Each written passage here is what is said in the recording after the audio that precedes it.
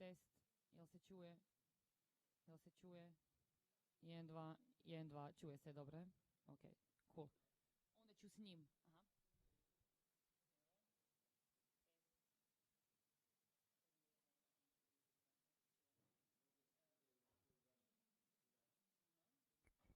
Se čuje sad? Čuje se, dobro. Da da ugasim možda taj ili da ostane upaljen?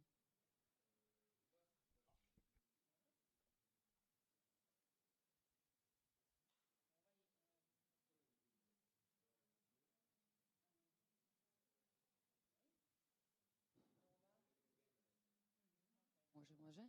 Evo proba, dobro, radi.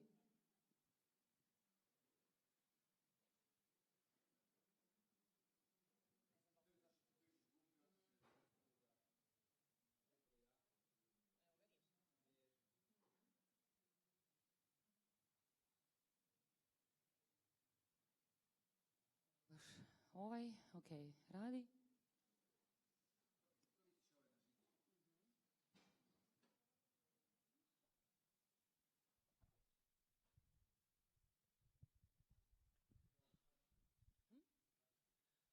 Pa evo ja mislim da jesu nam ušli svi ljudi, više manje.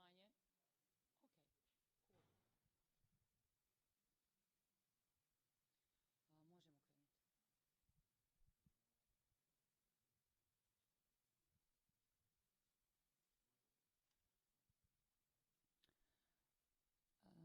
Good afternoon, everyone, and welcome to our conference, Art and Criticism in the Post-Digital Age. This conference is co-organized with, so it's a collaboration between Organvida and Cursiv, the publisher of Kulturpunkt platform. The conference itself was somehow envisioned already last year. We started thinking about it when we were preparing last edition of Organvida Festival. And we were discussing potential discursive formats, and we realized that we would be interested in discussing new formats or ways of publishing art criticism today, especially within the context of digital culture and new digital platforms or digital ways of thinking. We were interested in getting together a series of platforms, initiatives, collectives that are promoting different media platforms such as magazines, but also that are using art criticism within their curatorial and artistic practice. So that's how we kind of started brainstorming on how to formulate this conference.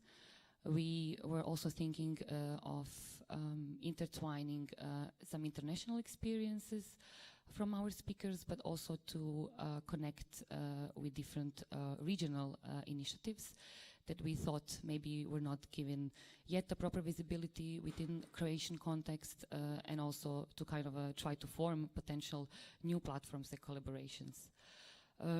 Thirdly, I think we were also thinking a lot about the idea of collectivity. The Organvida itself is a collective platform, and in the end, all of our speakers in the end somehow come as well, or their work is very much related to different collective practices, and in which way this collaborative way of working can also be very fruitful for formulating art criticism in today's age. The way that we formulate the conference is, I'll just give you a brief insight into how this day will work out. So we will start with one specific topic related to photography. As Organvida is mainly organized around the photography festival, so we wanted to invite a speaker that would link us directly to the photography context, and that is Fotograf magazine, but we will speak more broadly about Fotograf as a platform. The next speaker will be our guest from Slovenia. He will speak about magazine Šum. It will give us another perspective on publishing practices of Šum magazine. Then we will continue with our guests Gruppe magazine. They will also speak about their practice and their way of working in between curating and editing in the context of magazine. Then we would invite a feminist collective, FCNN, to discuss their artistic and curatorial practice, which tackles the idea of art criticism in between digital and online and offline. And finally, we will close the event with a performance by Vokalno-Kuseski Syndrome, our guests from Belgrade. And the finale of the evening will be a short ceremony where we will give the award of Marina Viculin. So that will be just a final short 15-minute ceremony at the end. I really hope that today we will have a nice dialogue and potentially open some new topics that might also miss in our local context. And who knows, maybe some new collaborations can come out of this. I would really like to thank, of course, our partners and our hosts for today, Cinema Kinoteca, for offering us the space and the possibility to also do this event live. I also say hi to all of our audience that are also watching us online. I would like to invite our first speaker, as I already announced it. It's Tomaš Hruza. He is a visual artist and a lecturer at FAMU. He is also a co-founder of Fotograf Gallery, Fotograf Magazine, and Fotograf Festival. He will present the work related to Fotograf Magazine, which is mainly a magazine published in the Czech context, but also published bilingually in English as well. I hope we will also have the opportunity to hear more about the gallery and the festival as well, but also some other linked initiatives that Tomaš is involved in. Tomaš, I invite you to join me on stage and do your lecture.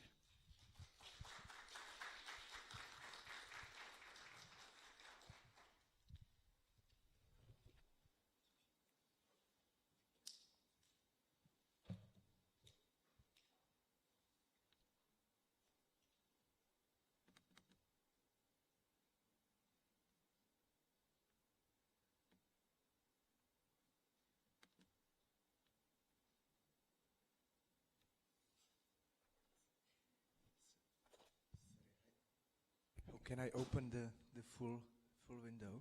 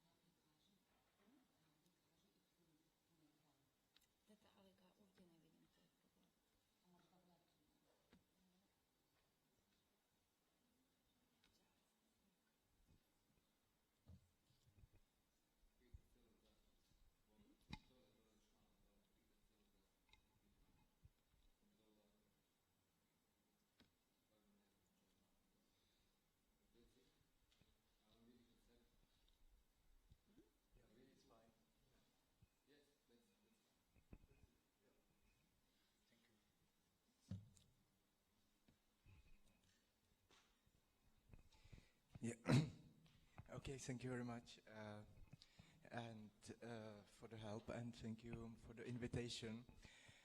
Actually, I came from Prague, to present this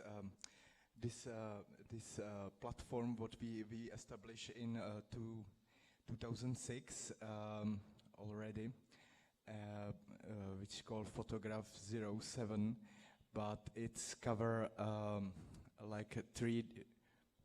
the main activities what we are doing, which is festival, photograph gallery, and photograph magazine. The photograph magazine was established already 2002, and I wasn't part from the beginning. I just came to this platform later on, 4 or 6 years later, I don't remember. But my colleague Markéta, who is there, and who was still in the beginning the part of the magazine, and now she's chief editor. And the guy on the left side, it's Pavel Baňka, who is photographer and great artist, and also the first founder of the magazine. In the beginning he found some publishing house. It was bigger one, which published lots of wide range magazines. So they just liked the idea to work on the field of photography. But after several years, they found it very non-profitable for them. So they decided to stop the publishing, and at the time, we started to run our organization, Fotograf 07. Markéta was, as I said, in the magazine from the beginning. She was involved in editorial board, and also she made the first graphic design of the magazine. So on the left side you can see actually the first issue, which was published in 2002, and on the right side is the issue which was published in 2020. I'm not sure now, 20 or 2019, and it was actually after the kind of radical redesign of the mag, because we decided to turn somewhere else from these heavy style magazine like this. You know, you have I don't know how many pages with portfolios and those stuff on very high quality paper, and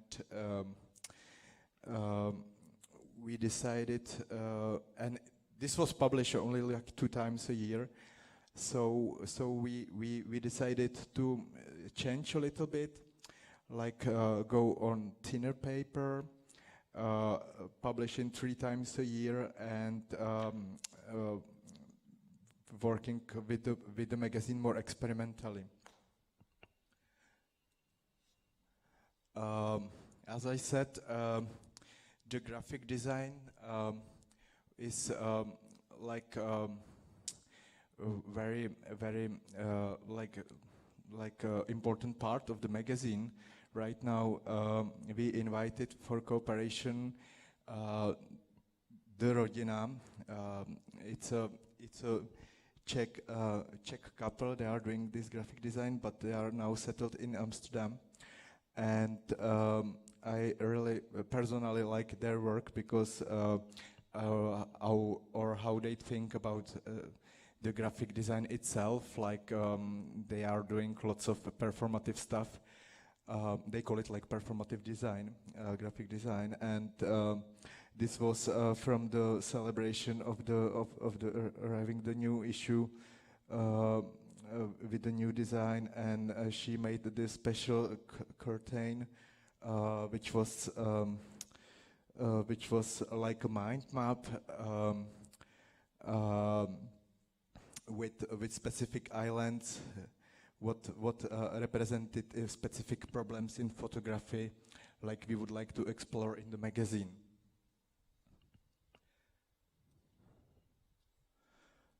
This is just example of their work, so you can Google them, like the Rodina.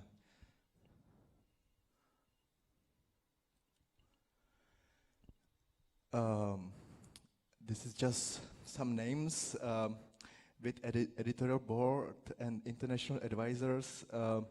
It's changing all the time, so maybe it's not the actual one. I'm also like this year I'm not a part of the editorial board because I decided to make a little break for 1 year at least. But the magazine is working on it's kind of a volunteering process from these guys from the editorial board, but half of them are like also like writing articles for the magazine. So the principle of how we choose the artist and the topic is collective. We decided for the topic in advance in the beginning of the year, and then we are looking for the artist, for the content, and mostly for also for other writers, because we feel like this is make the magazine still fresh if there is not the permanent collective which is writing in the same like, let's say, language.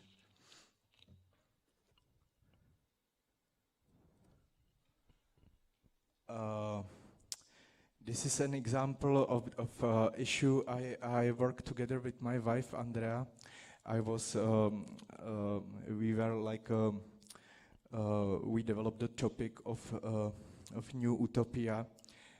It was like in the first COVID wave in the spring, and everything was really optimistic, and the world looks like it will change or turn in positive way, and so we started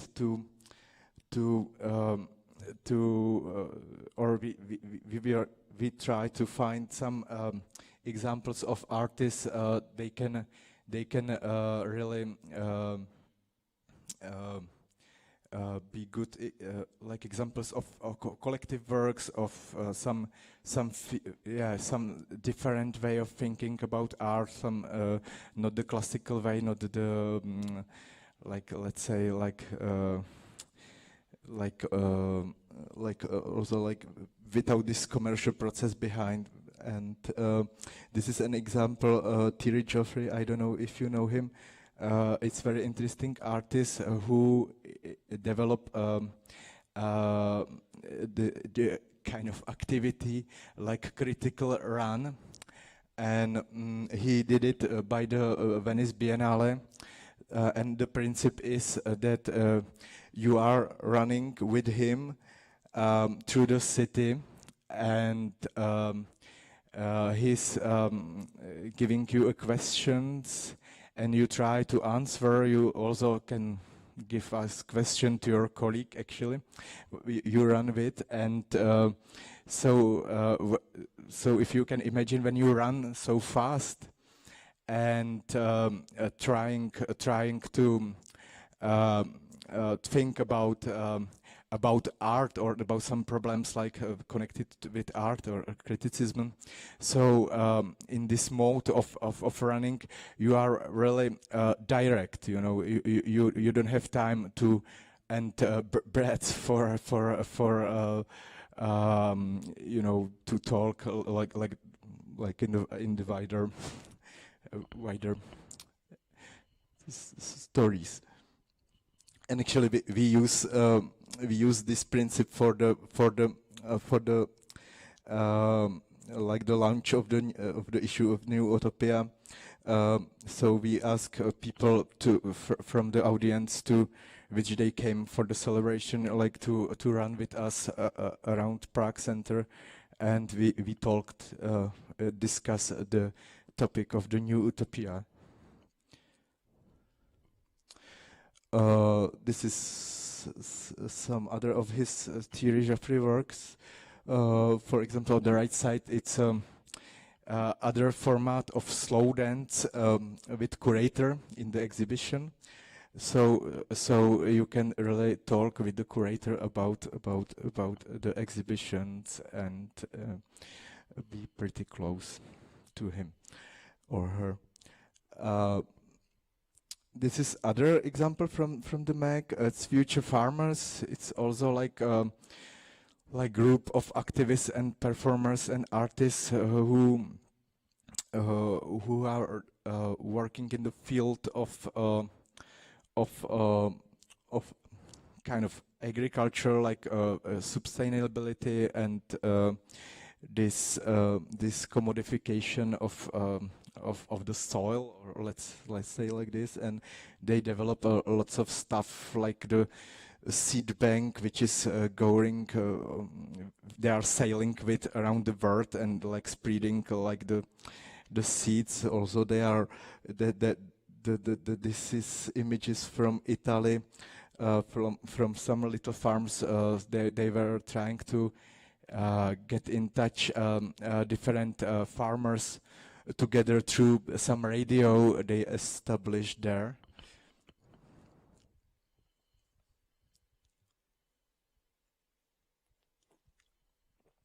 But how was the lockdown longer and longer, and the COVID was still with us? The topic became somehow darker. So the next issue was like about the dead. On the right side, this is like Uneven Ground, which was also like part of the Fotograf festival last year, but the festival never happened. Actually, everything installed are prepared, and before the main opening of the festival, like it was today, it was the government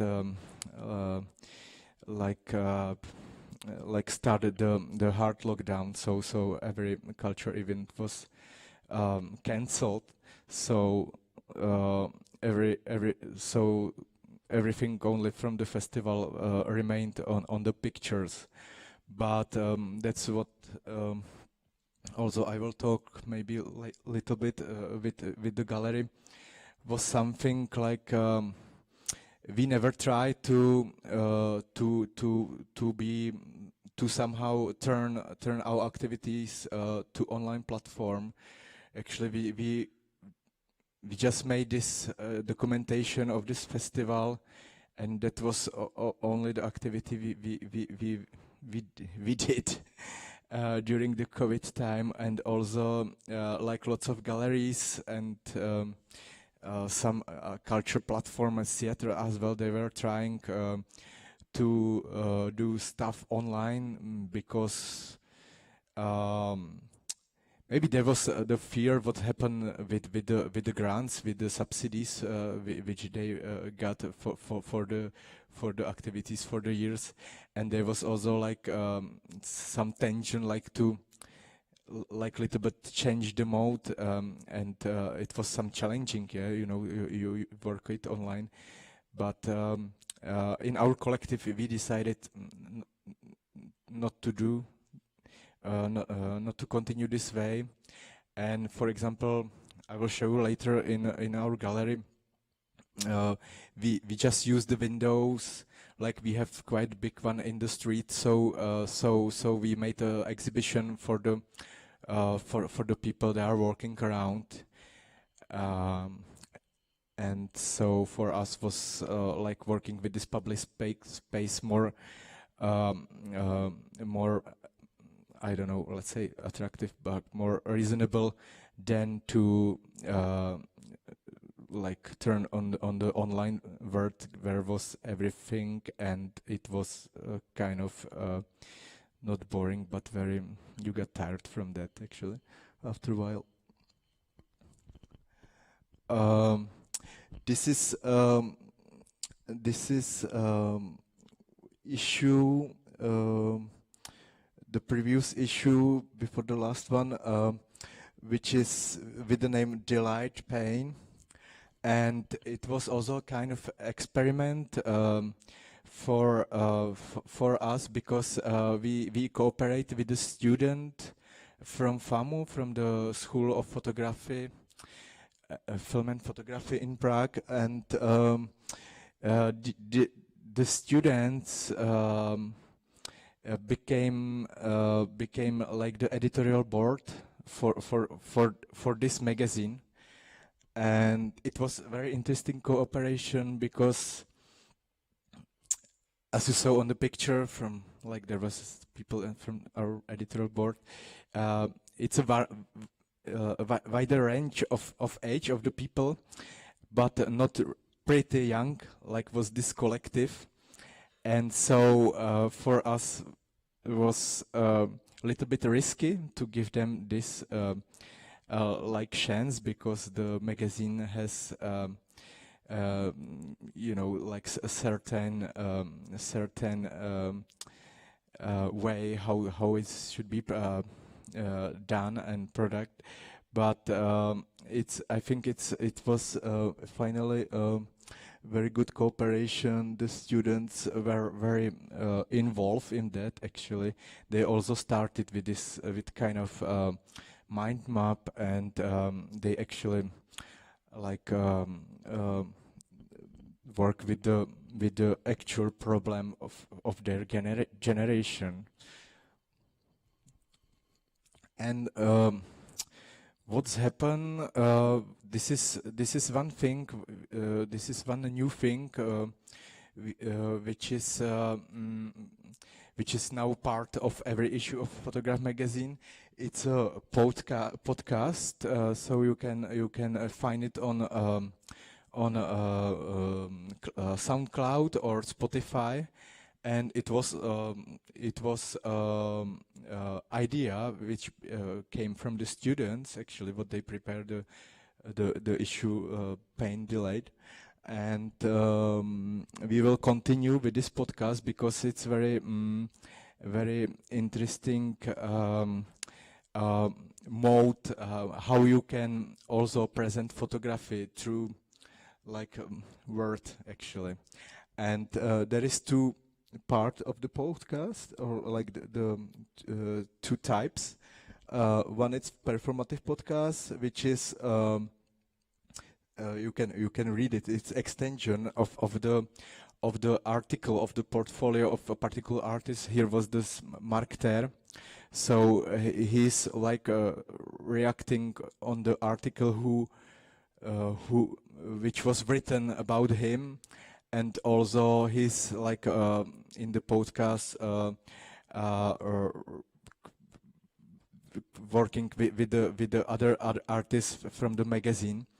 And the second part of or the second type of the podcast is an audio article, which is give you like general overview what's going on in the issue, and it's dedicated also to disabled, like blind people or whatever, like who cannot read the magazine.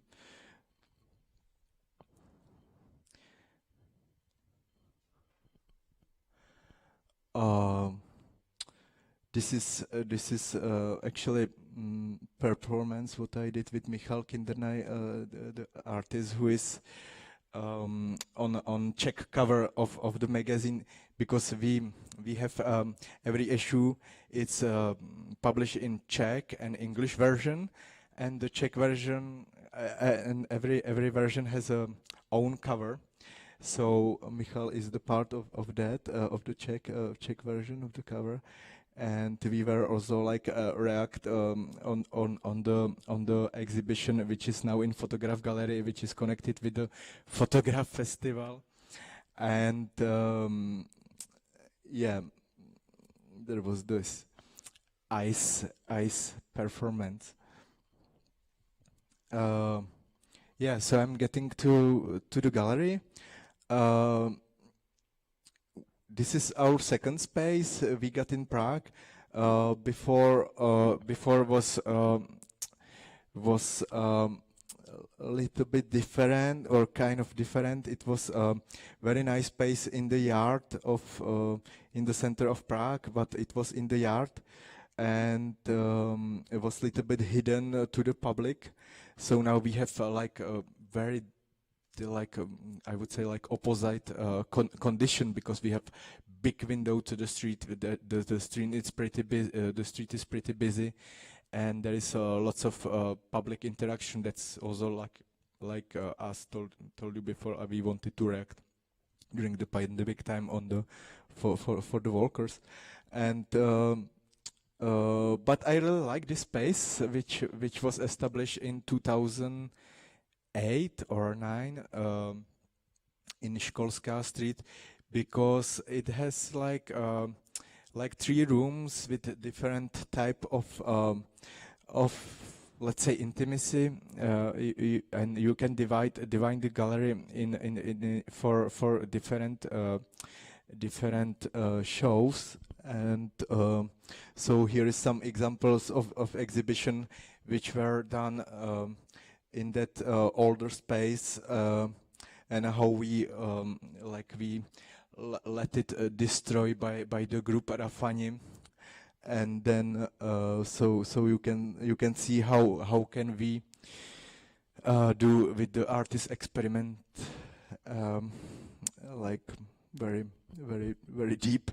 And also there is also example, it's not visible from the picture so much, but there was an exhibition with Jasper Alver and Isabella Groseva, and they use all the gallery like itself, like even with the storage, with the office, they use everything like the space, and make it like a labyrinth you should walk through. Since 2008, we had like 2 curators. First one was Edith Jeřábková.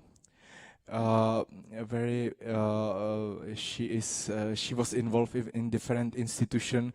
Now she's mainly working for the Institute of Anxiety, which is like a curatorial online platform, and Jiří Ptáček, who is the guy who is really focused on Czech scene, and doing mostly like personal exhibition of the Czech artists. So there are they give a face to the Fotograf Gallery for almost 10 years, with a wide range of exhibition. We have every year like about 10 exhibition. Some of them are connected with the festival, some of them are group exhibition, or as I thought, like the Jiří always like did this personal shows. But what was interesting, those guys never work with the photography, and there is also like what we really like, and trying to push like the thinking about the photography, actually, like not like the medium which could be like using wider than in the traditional way. Since 2010 20 we have the new group of curators. These 4 guys, like Hanna Budeus, Teresa Rudolph, which is also head of the Fotograf festival, like the main curator, or like artist director, Wojciech Merz and Jan Kratochvíl.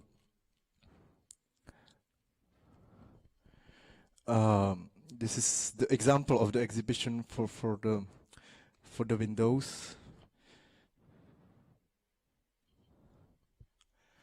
Yeah, and this is something like I would like to just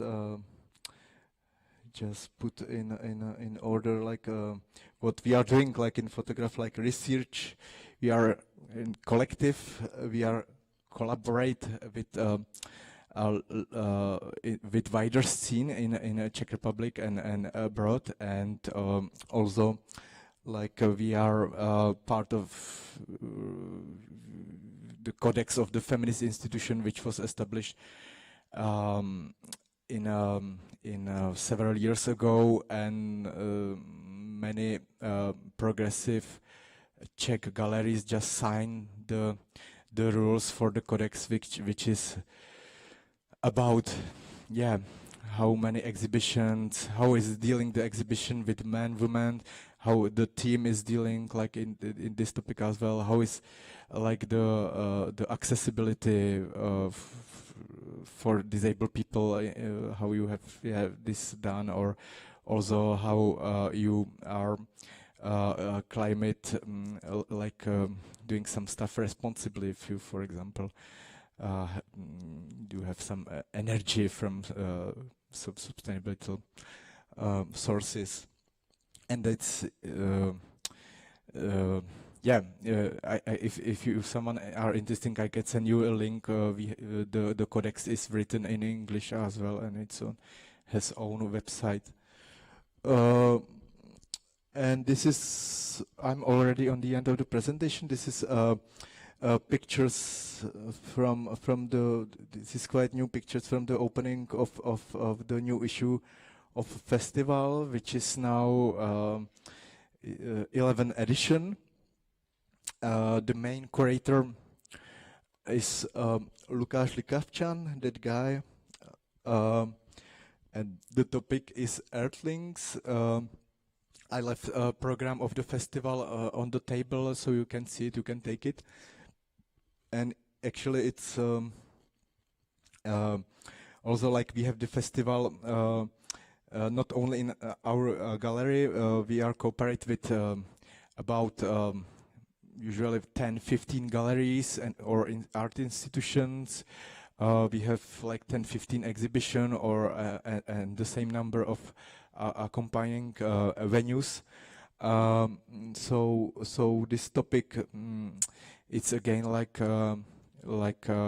and with connected with the climate changes. There was some the main idea was like to show how we are like earthlings, like how if we only can observe the change, or how can we participate on that, how could we involve in this topic, what could we do. And the topic of the festival, it's always like here in the magazine, but it's not really like mirroring. Actually, it's so you can get a wider range of artists and some theory text and philosophers. They are also like writing articles only for magazine, and there's some artists they are just participate only on festival.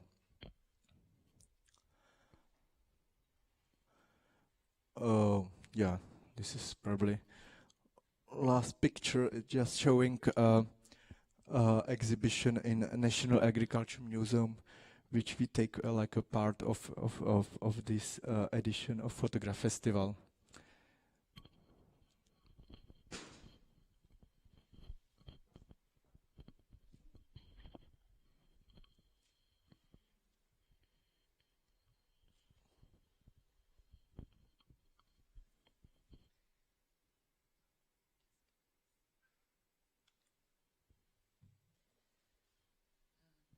Thank you.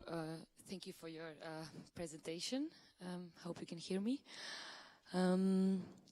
There's a few things that I thought it would be interesting to discuss and to kind of get more deeper into. One thing that we spoke about yesterday, and I remember what you said, I was asking you in which way you balance the work in between the gallery and the festival and the magazine. And then you said if one of these things, one of these three things had to stay, it would be the magazine as something that would be maybe the most valuable way in which you contribute to the photography scene, but also in a broader sense. So I wanted you to maybe tell me a little bit what you were kind of thinking, and knowing that the work around Fotograf kind of spans across all these three fields. What's the role of the magazine as potentially being the most relevant one?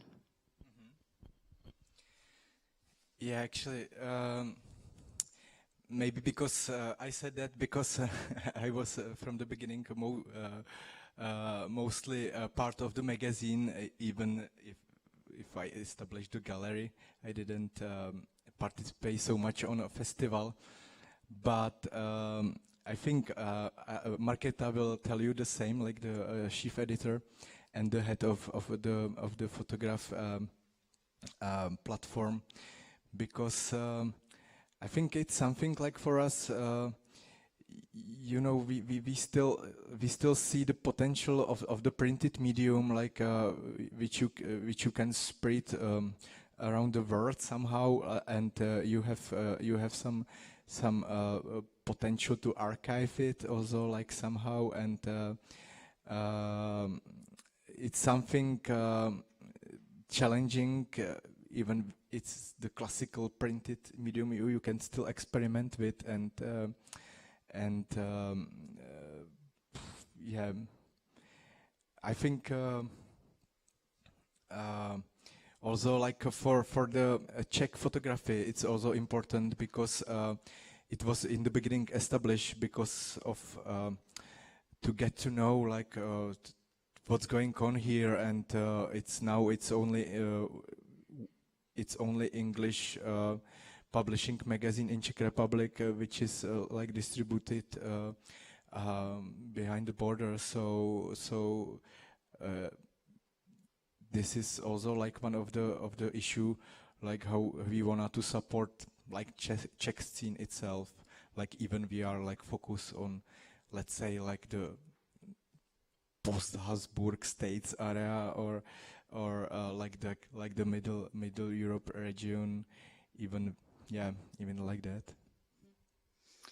Yeah, it's a shame. I think, for example, in Croatia, we are still struggling with the fact that there isn't a space that would bring in magazines, a place where you could read, a place that buys or that stocks magazines from, let's say, broader local context. I feel Fotograf has a lot of similarities to Organ Vida.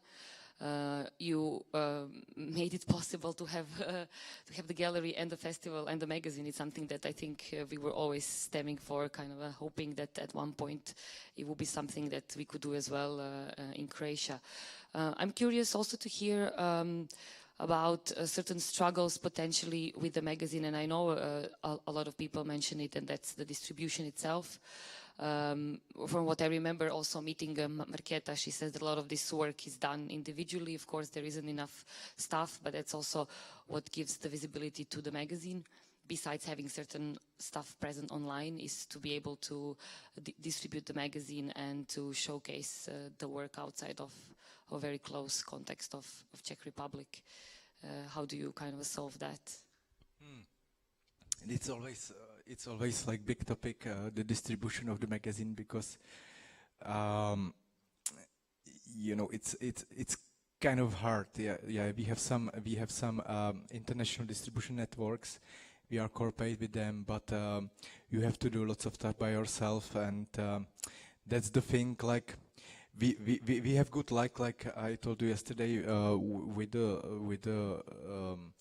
with the support from Ministry of the Culture, especially for the magazine. Actually, we have like different different or the wider range of support for all the activities, but the magazine should be supported only with subsidies of the Ministry of the Culture, not for example government of the main city of Prague. So there is, and we actually wanted to keep it like without advertising, or there will be some like cultural advertising. So there is not so profit from that. So we are a little bit limited with the money. Like we have like money for printing, we have money to pay at least something to contributors, but there is the energy which you have to put in the distribution. It's I would say it's we do a lot, but it's not enough.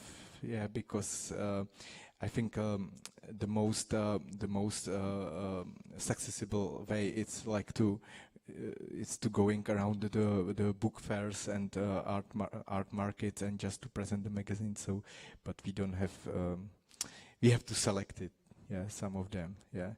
The good thing is our audience today will be able to get some of the copies, as Tomaš brought several. Yes, so please. Take a look when you go outside. I don't want to take them home back. I also wanted to ask you about the specific concept of a magazine that's covering specifically photography. How do you see the role of such magazine? Specifically, we're speaking about kind of a critical writing about photography, let's say in the European context, considering some other similar examples. It would be kind of interesting to hear your comment. What's the role? Because I feel like a lot of magazines have really shifted kind of away from only really following photography to maybe being more interested in generally in contemporary art. And I believe that many of your projects also are not really only photography focused, but somehow the way that the magazine itself is established, it does cover the field of photography specifically, given this visibility to this medium. So I'm curious to hear how you kind of see this very niche maybe approach, and how does it fit within what's offered on the larger market? Yeah. I think this is also like the problem of the magazine, because we are not like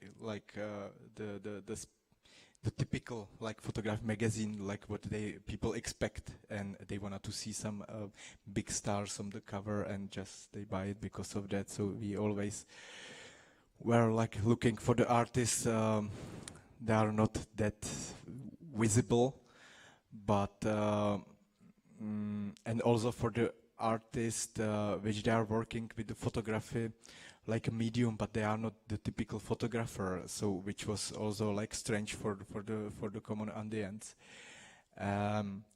So but I think like we are like when we do it like so many years, there is certain like public or it has certain publicity and audience. And I don't know if there are any. Of course, it should be some other magazine like with similarities, like for example, Camera Austria. I would say, yeah, they are quite good with the theory, like a bit behind. There are also like there is a lots of like written stuff, not only like you go through the pictures. Yeah, so in this case, but they are in my perspective, they are more conservative than us. Yeah, I think it in the end comes also to the institution that's publishing, and that's your institution is much more informal. So I guess that gives you also the freedom to also be playful with all these different formats. And one last thing that I'm also kind of interested is, from what I also understood and knowing Fotograf magazine, it's also this kind of a challenge between the balance of being a magazine that's actually a Czech product in a way. So you also have this feeling that you need to represent the Czech scene and to give the visibility, use the magazine to give the visibility to the local scene, but at the same time to kind of give space for international projects.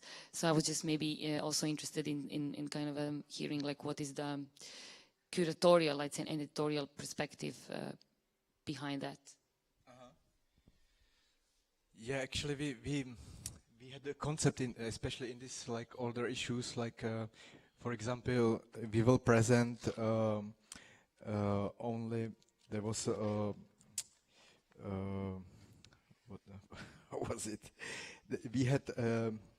We had one part of the magazine was this discoveries, which was like a focus on young generation, and so and it was only like from Czech Republic, and after the years you will find like you cannot you cannot do it anymore because there is not so many like good artists or doing the particular topic like from just one country. So we are like dealing with that now with more freedom. Like if there is somebody like which is fitting exactly to the topic, we just take it and it doesn't matter like if it's from Czech or not. So sometimes it's in the issue only like 2 Czech artists, and sometimes it's more, but it doesn't matter anymore.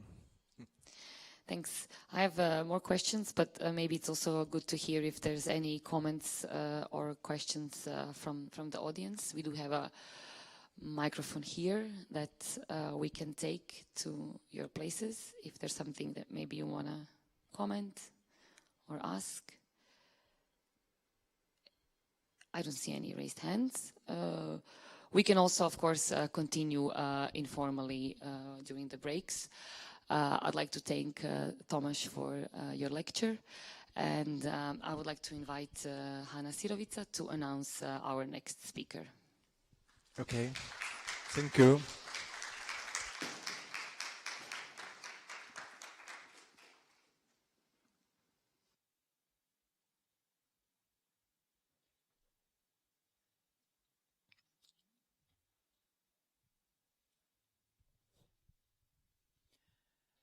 Hello, can you hear me?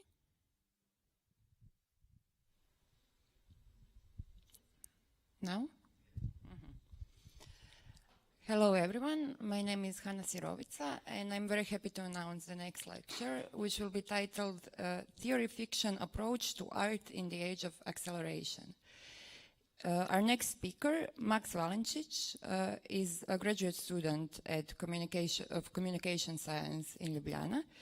He's also a member of editorial for Culture and Humanities at Radio Student, and the managing editor of Šum, a journal of contemporary art criticism and theory.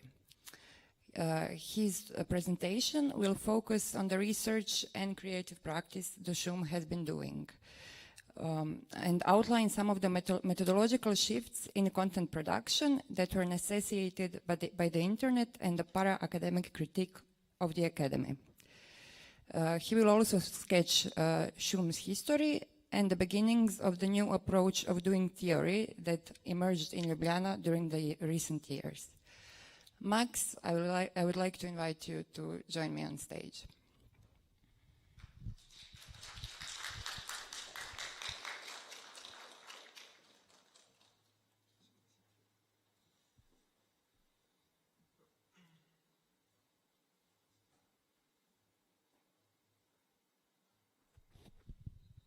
Yeah, thank you for this kind introduction, and thank you for the organizers for making this possible. My talk will be a little bit different from the previous speaker, Tomaš, since it will be also more traditional. When I was thinking about what would be the proper way to present Šum to all of you, I decided that I will give like a 20-minute talk where I will not so much focus on the content that we are doing with Šum, but more on the mindset, because I think that this is what separates Šum from some other publishing houses or journals, and it was also the thing that made it popular in Ljubljana and interesting even abroad or in other very unexpected places. And I think that this will also work better because this kind of reflection on the topic of criticism, art world, and theory could be more needed than classical exposition of our work. And before I start, I encourage all of you to check our new website, sum.si, sum.si, where you can also access the last issue.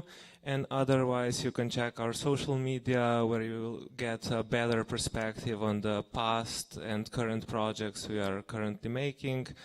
And never forget that shums are for free, so you can always email us, and we'll send you a copy. And even at the entrance, you can also take the last issue of shum, number 16 that me and Tisa Trocha edited together, and it's called Xenoslavia Covert Chronologies.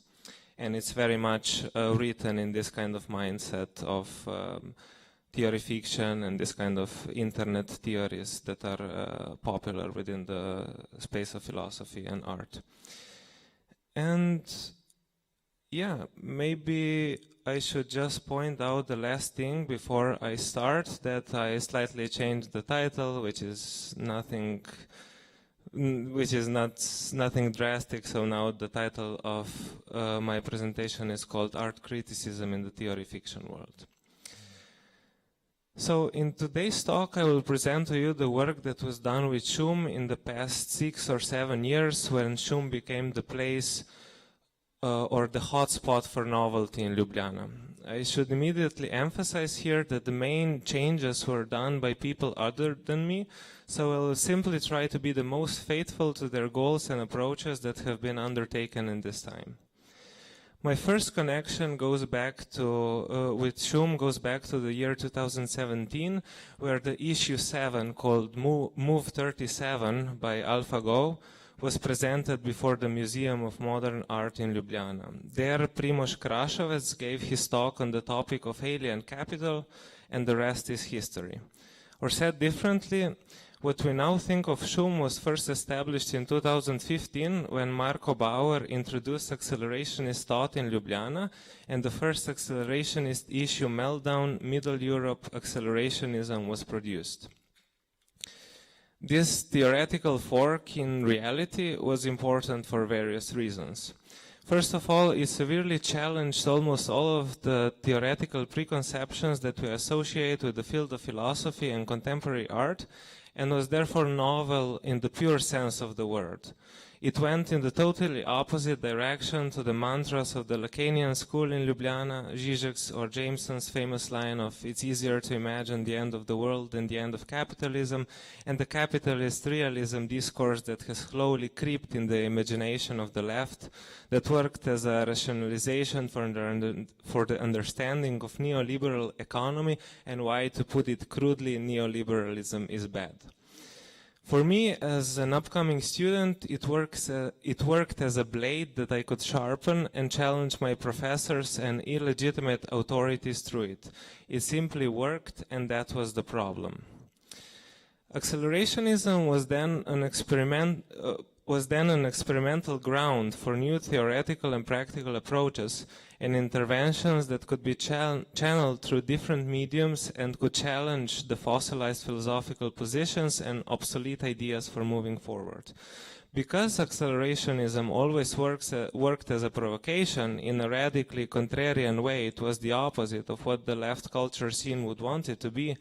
It was a perfect training ground for building a new scene and a new way of doing philosophy, theory, and art.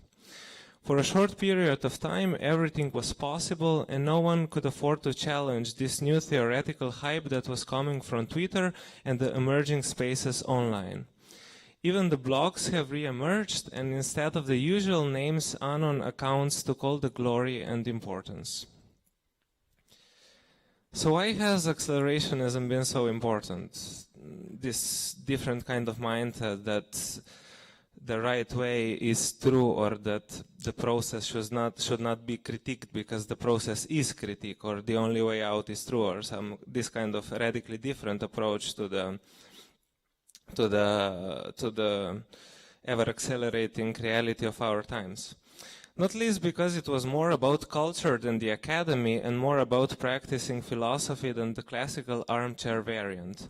Even if the 90s were over, a new window of opportunity nonetheless arrived, which brings us to the concept of theory fiction and the experimental approaches of the CCRU, Cybernetic Culture Research Unit. For them, it was never about thinking of, but always thinking with, and this was reflected in everything that they have ever produced and has disseminated forward by derivative forms, be it the publisher Urbanomic, Reza Negarestani's Cyclonopedia, Speculative Realism, or Bitcoin and Philosophy. Nowadays, and we could characterize this as the third or the fourth generation of the accelerationist thought, we stumble upon what is left of the cave Twitter scene and the emergence of para-academic or institutional journals that in more than one way resemble the practice of Shum. What characterizes all of these attempts is the fact that they are firmly embedded in the Zoomer aesthetics, that even though they are nominally about theory, they don't only accept the philosophical contributions and standard length texts, but on the contrary, the texts are becoming shorter and shorter and increasingly interactive, while new mediums are at the same time penetrating in the journal's headquarters and complexifying the look and the focus of these new and radical attempts. These days, there is no optimal word count, and philosophy is easily juxtaposed with theory, art with graphic design, and abstract horror with political philosophy. Apparently, even philosophy vibes these days and traverses the database in different ways. Which brings us to another important aspect of accelerationist thought, i.e. exit. Exit is the word or the concept derived from Albert Hirschman's game-theoretic analysis of the possibility of individuals' action in an economic setting, and it was exit and not voice that in Hirschman's mind was the disruptive and cold alternative compared to the Western obsession with voice that we are seeing everywhere. To be more concrete, exit was for accelerationism of the utmost importance primarily because it discovered a mechanism for institutional change, for a complete resignation of contexts that have been corrupt long before the 2015 came along. It was a new kind of mindset that went against the grain of the more consciousness-raising and activist-minded liberal cultural scene that has taken over the cultural expression in the field of philosophy, theory, and contemporary art. This was therefore a challenge that emerged firmly within the culture war and was all about the fragmentation of consensus and announced the arrival of the post-truth, even in the theoretically and logically savvy way. All of this is to say that Shum as a platform and accelerationism as theory was more than anything else a new method, a new starting place that advanced from a totally different set of principles and brought about a new kind of institutional critique that was radically different from the melancholia of the left, searching for new master signifiers on the tanky flank or simply playing the game of political correctness and climbing the institutional ladder. No, it was about a completely different thing that was all about the production of difference in a new way, from the different vantage point, from the outside. Therefore, no one could accuse this kind of approach of imposing anything upon the reality because it was the reality that needed to go away, that needed the nitro boost that could accelerate things further and bring about the long-awaited post-human age. Just as in the start of the 20th century, the new man was called about, yet this time in a radically depersonalized, machinic and cybernetic sense. Everything was permitted and everything was already happening from the future, and there was nothing to be done except to take the place of the human security system. But as I hope we can all agree, no one here wants to be a Turing cup. Today we are facing a new challenge that pertains more to the institutional than the aesthetic realm and the desire for change. In a way, this is an offshoot of the hybridization between theory and pop culture, as is the case with Dorian Electra, and outlines a re-territorialization in the supposed line of light that this para-academic approach first promised. The problem here is the following. On the one hand, theoretical and artistic production becomes more and more decoupled from the strict rules and rigorous hierarchies of the academy, while on the other, it ceases to be a self-correcting enterprise or a search for truth in the Platonic distinction between philosophers and sophists, and becomes rather all about hype. But the problem with hype landscape is not the fact that it's libidinal, but that hype only cares about itself. It doesn't really matter what one says, only that it fits the pre-established categories and that the elements are already there. In this way, hype is one of the filthiest or most resistant tools of repression, because it on a psychological level produces a fear of missing out effect, and at the same time precludes any other attempt of challenging the sad practice in the attention economy. Hype can, therefore, if the institutional framework is not challenged as well, work as one of the most pernicious practices of gaslight in the field of philosophy and contemporary art, and everyone knows that. It follows the need to brand oneself to death, and it shifts the focus from performance to status-making and social signaling. Therefore, it radically changes the game without the possibility of the best alternative winning in the end, because it's never about that or about any kind of systemic critique or change. No, the only thing that matters is the performative aspect of it, and we all know the performance is a terrible name for reality. Succinctly put, the problem with hype is the problem of not being able to challenge hype, because hype understands only more hype in an ever-increasing positive feedback loop that has no real stakes in the game, that doesn't challenge anything or contain within it the epistemological critique, but simply perpetuates one of the contemporary trends that channels the biggest amount of capital. In that way, most of the para-academic attempts become quickly commodified, neutralized, and recuperated from other authorities, and become even more embedded in the everyday ways of life.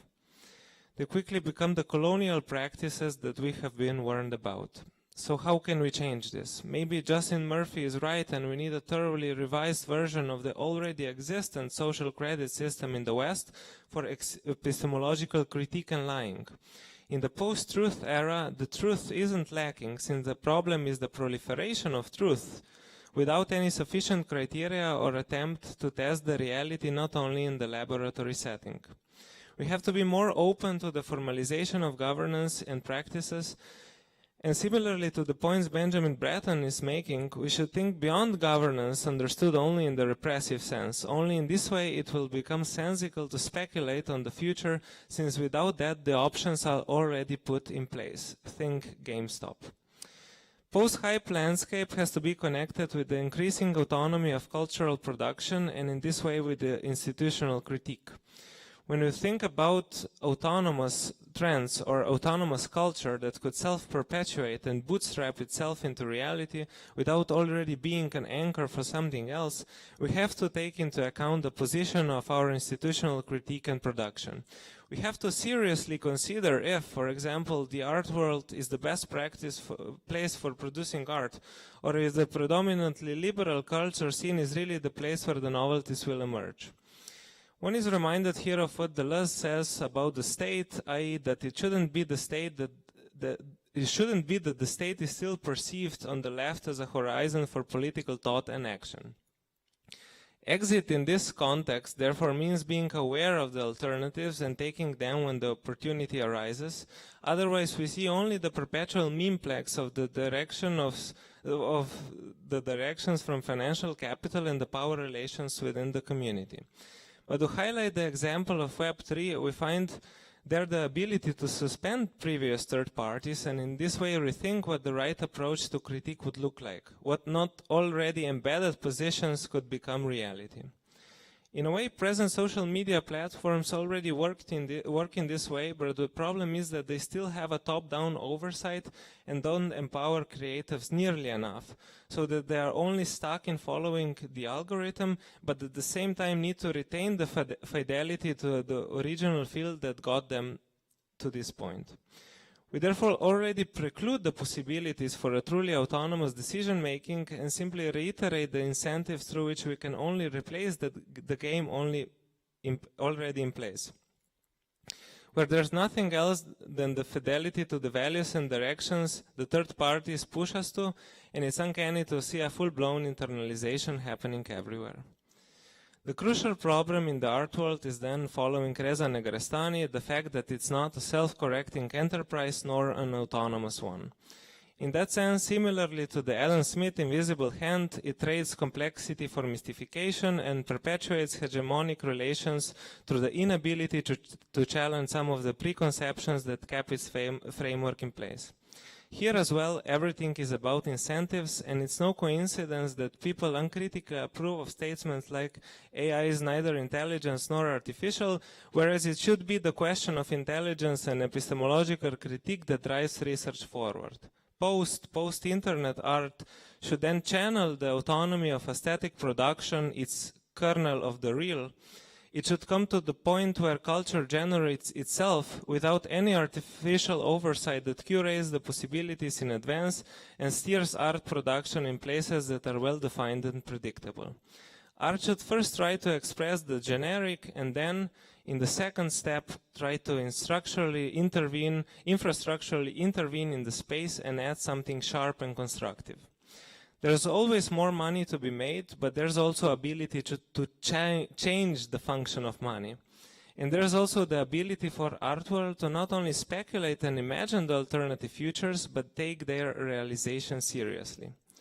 Contemporary art then doesn't have to become low again to again focus on experience, but rather to challenge our current preconceptions in a meaningful way, to highlight what we first have to unlearn in order to learn again. Thank you.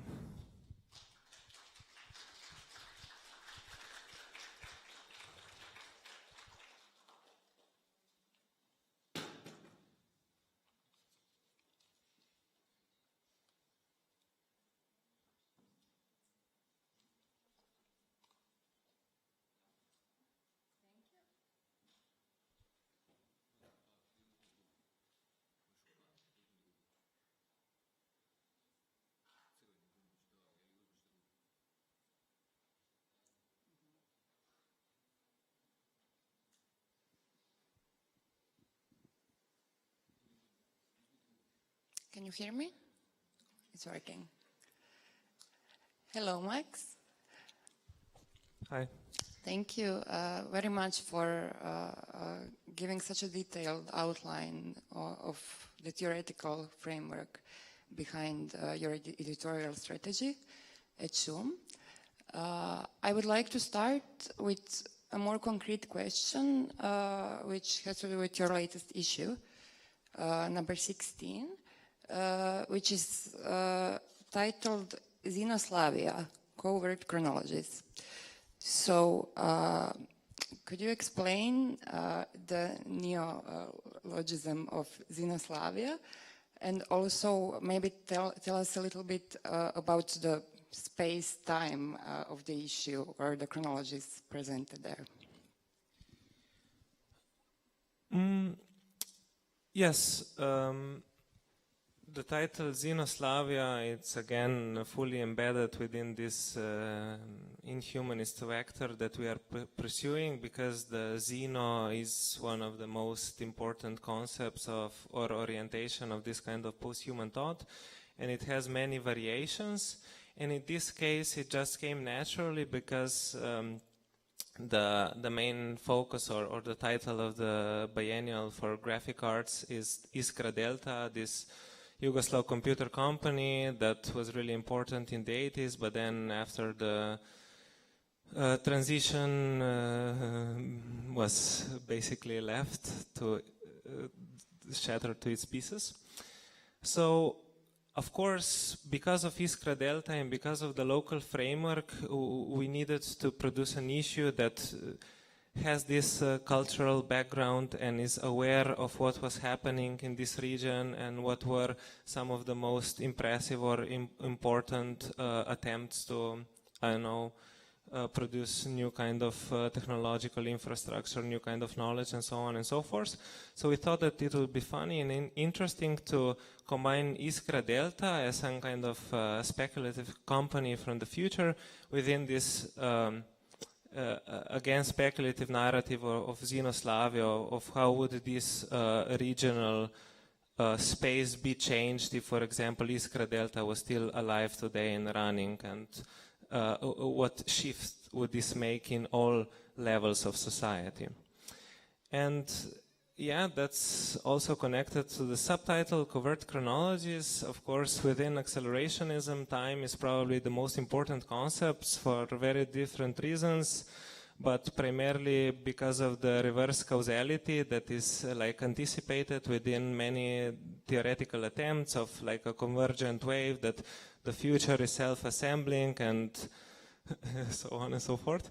But it's also connected to the world-building interests and also the speculative dimension of Iskra Delta that I was already mentioning. So it's like a whole package, but actually the title was emerged naturally through the writing, through the piece Enea Kaučić wrote called Peculiar Transformation, where the idea was that this logical positivist philosophical group didn't migrate from fascism towards, I don't know, Great Britain or United States, but they actually came to Ljubljana. And that's why there's a stronger, there's more legitimacy to this claim. Yeah. What happens after they come to Ljubljana? Yeah, many different things. I mean, climate change is still here, so even this kind of purely rationalist approach in changing reality doesn't necessarily produce a total shift in how humanity approaches this X factor or risk and so on and so forth. But no, yeah, in many different ways. For example, it's interesting to think what would the intellectual production in Ljubljana look like if Carnap and company came to Slovenia. If, for example, there wouldn't first be an interest in Heideggerianism, Frankfurt School, and then structuralism, post-structuralism with Lacanianism, but this kind of totally different vector that is now alive and well, but we mostly associate with analytical philosophy. So yeah, it's relatively unknown or undervalued in these philosophical circles. And apart from that, people try, political economy works radically different. For example, we have radical markets. This is a concept by Glenn Weil and Eric Posner in their book Radical Markets, Radicalism, Democracy. I don't remember exactly what it's called. And it has kind of this infrastructural and, or as you call it in the field of economy, mechanism design approach to radically shifting the incentives or approaching all of this space as a kind of engineering project. And so yeah, there are a lot of different things in the story that are quite different from how we perceive what Ljubljana or Yugoslavia is. Thank you. Yes, I actually found the story quite interesting in that although everything is different, then it happened in history. In the story, we still end up in the same situation. But yeah, it had to do with changing the philosophical legacy. And I would like to direct my next question to the stance you take toward socio-political, towards the socio-political legacy of Yugoslavia, actually. In your editorial text. So your co-editor, Tisa Troha, states in her editorial text that now is not the time for any Yugo-nostalgic longings after lost past, whereas your text is quite focused around ruins as a fascination which emerges in the 21st century. So between those two, between ruins and the question of whether Yugo-nostalgia makes any sense today, I would like to actually ask you how does what is your editorial stance towards that kind of legacy, and also, if not nostalgia, which kind of relation to the past do you propose? Yes, I think that maybe, I mean, people from younger generation, me as well, didn't even have the chance to experience what is what like living in Yugoslavia. So these are all like second-hand stories from our grandpas and grandmas or our fathers and so on. But no, maybe the crucial point is not that it's not about fetishizing the past or whatever. It's more about trying to escape this path dependency of capitalism. And for example, Yugoslavia, be it through its interesting historical orientation, this taking the third path or the third way, I don't know what it's called in English exactly, and just the ability to try to revitalize this post-capitalist theorizing and critique makes this thing relevant, or enables us to go back in time and try to find some of the kernels or some indices that we can take now, revitalize, change them, but that could work really well in the future or for the needs of nowadays and so on. But yeah, I mean, and yeah, this is quite self-evident, but I don't want to talk for Tisa here, but I of course agree with her, and maybe this is with neo-rationalism, because my text is mostly based on this kind of new philosophical school that is mostly present online by people like Reza Negrestani, Peter Wolfendale, and I know a couple of other maybe less known philosophers, is all about this, again, gaining the outside view of ourselves, but it still retains the human element. It doesn't want, like accelerationism, fully exit the human. It doesn't want to fully relish these cybernetic inhuman forces that supposedly go beyond or challenge what humanity can grasp or handle. So it works slightly differently, but it still retains this idea of time being of utmost importance, that humanity needs to change, that it needs to ride on this vector of epistemological critique, that it has to shift the perception of what humanity is in order to better tackle the problems like climate change. That's why, for example, Reza Negrestani says that to tackle climate change better, we don't need better conceptions of nature, but better conceptions of the human. So that's why ruins play an important part in my text, because they enable us to gain this outside view on ourselves in order to more properly try to grasp this historical vector that we ride. Or probably that's enough. Thank you. So you mentioned how the latest issue is connected to the Graphic Biennale. Shum actually it's an important part of your practice, your publishing practice, is connecting issues to different events. So maybe if you can tell me a bit about the history of that prior to the latest issue, and also about the connection, if you want to expand the connection with Biennale.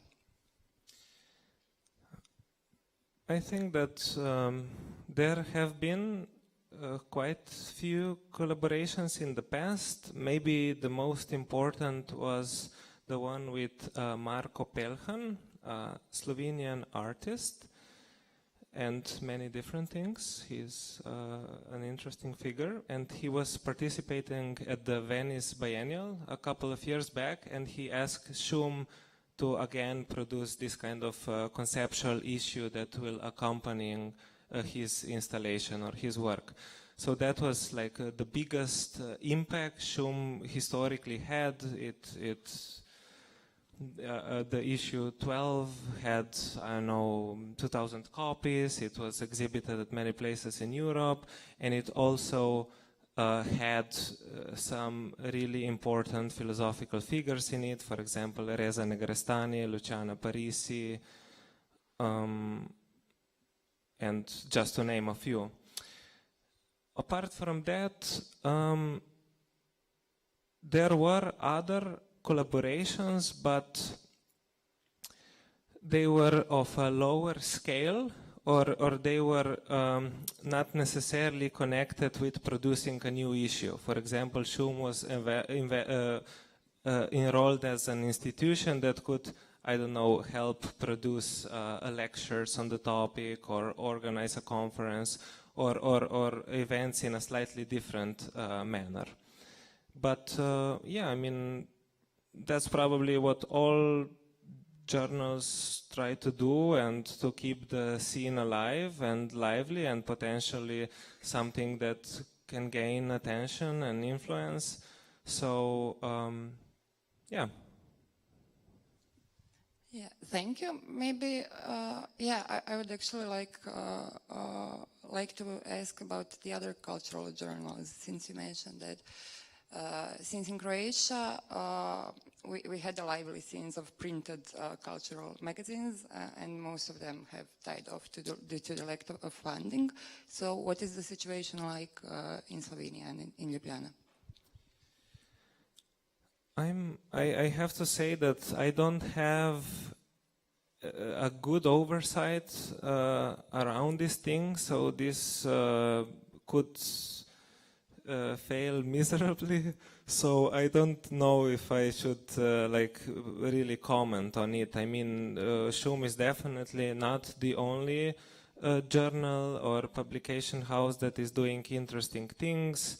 For example, we have like purely theoretical journals. We have also this kind of theory that is hybridized with pop culture. For example, Xenogothic was in Ljubljana recently, that Maska invited him, and a book by Mark Fisher, Capitalist Realism, was translated. So there are many different attempts and different people that try to be contemporary and also try to make Ljubljana like an important town or capital, with all of these lively discussions going on without being swollen by the culture war.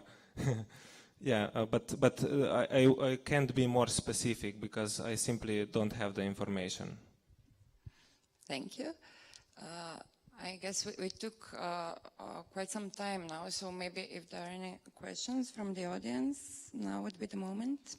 Mm-hmm. I don't think I need a microphone, but as a German, I would like to know what show means.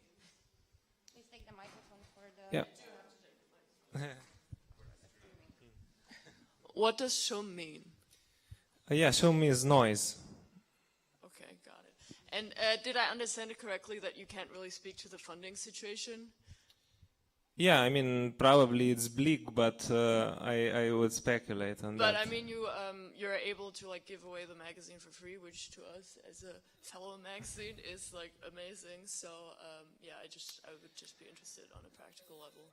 Yeah, I think that this is more like a business model that enables Shum to like proceed in this kind of direction, but it for example disadvantages it in opposite ways. I mean, yeah, Shum is supported by the Ljubljana municipality of culture or for culture, so it has some of the sponsors, some gallery funding, and it has a network of supporters or through Patreon and so on. But again, the most important thing to keep in mind, I think that most of Shums are connected to some bigger event. So in this way, we can produce many copies or can afford this kind of distribution because, for example, Ljubljana Biennial of Graphic Arts is potentially the biggest event this year in Ljubljana. So that's how we kind of managed to swim through these obstacles easily. Thank you. Any more questions?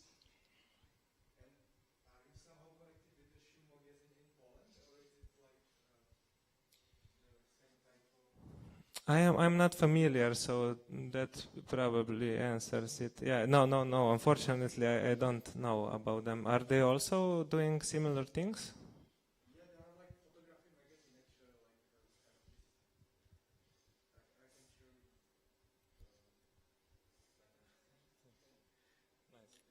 can show you. Nice. I think it's the same. Like it's mean the same like the noise. Yeah, makes sense. Okay, thank you, Max. Thank you very much for your presentation and for the talk, and I'm also thanking the audience for listening. I would like to invite Lovro Japunžić to come to the stage next and introduce Gruppe magazine.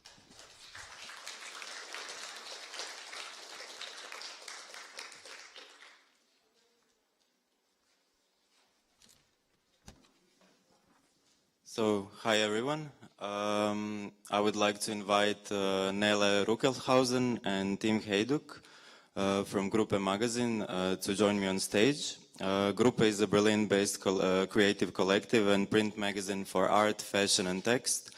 The project was founded in November 2017 and is led by fashion and creative director Tim Heyduck, writer and editor Nele Ruckelshausen, art and creative director Fritz Schiffers, and artist and curator Julian Jakob Kner. Since its inception, Gruppe has explored visual art, photography, fashion, performance, and installation that questions the art-fashion text divide and attempt to chart the future paths of contemporary aesthetics. So I will let you guys connect. Yeah.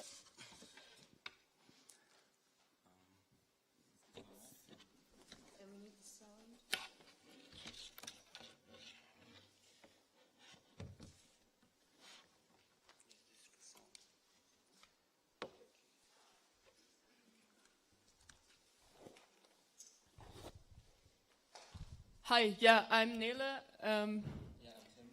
We're from Gruppe, and I think without much further ado, and also because it cuts nicely into our speaking time, we're going to show a little visual intro. That was the promotional video for our last issue, and hopefully that gives a little bit of an idea of how we're working and what our stuff looks like.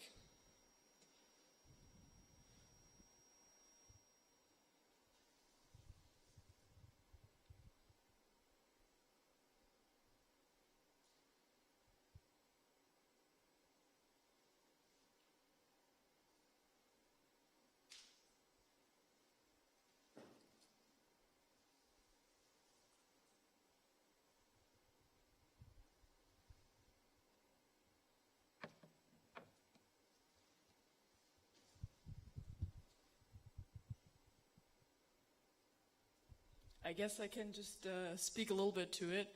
What you saw was the magazine in a kind of digital rendering. And these are the titles of the text pieces that are in the magazine that we rendered together with an animation artist. The theme of the issue was fighting. So the texts and also a lot of the images all looked at different ways of fighting, whether it be kind of actual sports fighting and blood sports like MMA, but also fighting for pleasure. We interviewed this kind of wrestling dominatrix, and then also fighting in a broader military context.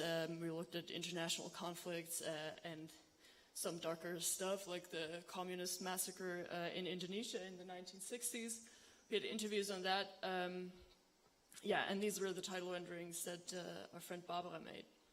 And there was also this idea of having, Ah. Is yours on? Yeah. There was the idea of promoting the magazine with what is it again? Like a conspiracy theory, basically, that Gruppe is like one of the biggest underground groups, because that's also what the magazine is called in German. It's Gruppe, that means group. So we have like this video which is coming next, which is kind of like connecting the Gruppe logo to a lot of different topics. So it's just like it's trying to be like very found footage. This is a series, an editorial series that Tim produced together with Fritz, who's not here today. That was just also had like a CGI background, and this is the video.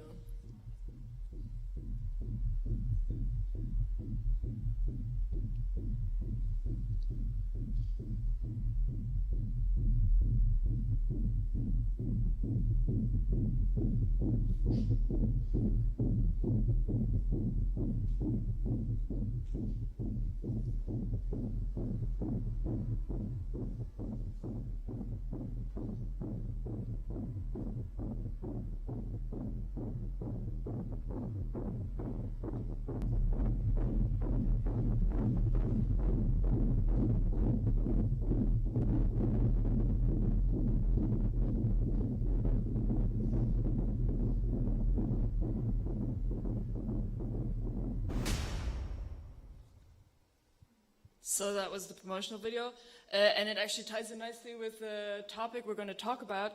But I think maybe first for you guys it's interesting to know who we actually are. So we're going to talk a little bit as to how we all found each other. Maybe you can start while I pull up the presentation. Yeah, so basically we're all friends, and that's how we met. But then we all worked for magazines before, and it was always quite limiting, because even though you work for free, there's always like some kind of limitation in like creative processes. And then we thought like, okay, if we don't get paid, then at least we want to have our own voice, and that's how we started.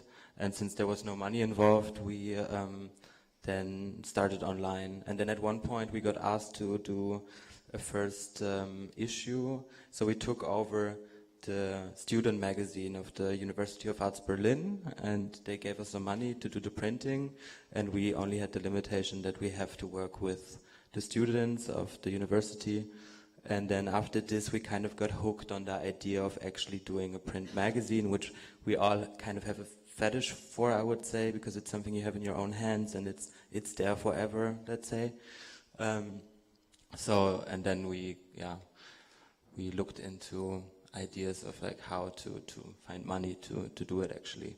And right now we haven't found it. Yeah, I mean, just a bit. So right now we're basically in the production of the 4th issue. Yeah, maybe a little timeline. So we founded the online platform in 2017, and then the first print issue with the University of the Arts was a year later. That was kind of our issue 0, and then the first one I think came out in September 2019. And so far we've always had 4 covers. Those are the covers of the 4th issue, featuring like different artists and photographers that we produce editorials with. One of which we're going to be talking about also later a bit. And the team right now is me doing like the text and editing work, and then it's Tim, who's like a creative. Please. Yeah, I work as a creative director and a stylist and consultant, and I closely work with Fritz, who is doing the creative direction also for the magazine, and we like also work on commercial projects together.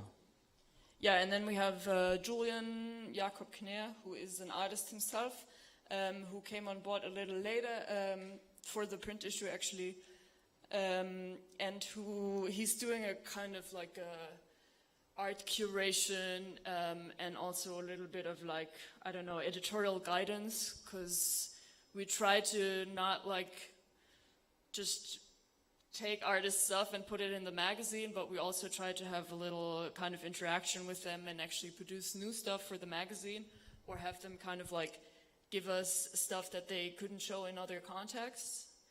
Yeah, so here's the second issue that we made. That was last year? No, this year? No, last year in the fall. And the last one that is out now, and that's also available for purchase outside and also on our website, but we can talk to that later. That came out in May or June this year, so we're like trying to be on a biannual schedule now, but we're also thinking of maybe changing that again. Yeah, so I think maybe one more thing to understand about how the magazine started was that it was about having this creative freedom, but also I think we like all felt that we had like something visually or creatively to say that wasn't necessarily present in the Berlin scene, or rather that there was a Berlin scene that we knew, consisting of our like friends who were all like kind of designers, artists, photographers, stylists, that wasn't really getting any representation in the kind of magazines or platforms that were around at the time. At the same time, we felt that there was something like a very distinct Berlin aesthetic in arts and fashion, and it was kind of already making its way onto the runway of Vêtements, for example, but it wasn't really like present as like a coherent or like a compendium type of collection of all the stuff that was going on. So we tried in a way to fill that niche. Yeah, and the kind of talk, or really just a brief sketch that we're trying to give today, we basically, just because of this conference, had to think a bit about what it is we actually do and how we work. And in that, I kind of like discovered some theoretical aspects of our work that I think are worth highlighting or talking about, and maybe also interesting for people who like produce images like we do, whether like artists or photographers, as a just kind of practical framework of how to approach image creation. Yeah, so we're going to do that, and then we're going to like try to explain it a bit with some examples of past work we have done. I think, yeah, the main thing that a lot of people doing visual work today feel is that in this world we're like literally bombarded with images every day on social media. It very much feels like there's little room to create anything new, and that everything just becomes like kind of a copy of a copy of a copy, to quote Fight Club. Or it's trying to be like very futuristic, which can also like end up just an idea of like the future, which always feels a bit like vintage in a way. Yeah. It's like either like kind of looking forward too much in a way of like trying to imagine like the newest and craziest shit, or like looking backwards too much as just like doing the same thing that's already been done millions and millions of times. And our creative approach in a way is that we basically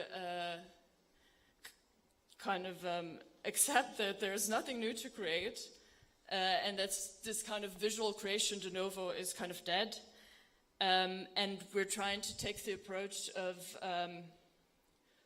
more finding stuff that already exists. So we're taking visual images that already exist and finding ways of like manipulating, distorting, kind of putting them in different contexts that makes people reconsider them in maybe a more interesting way, or in a different under a different kind of light. So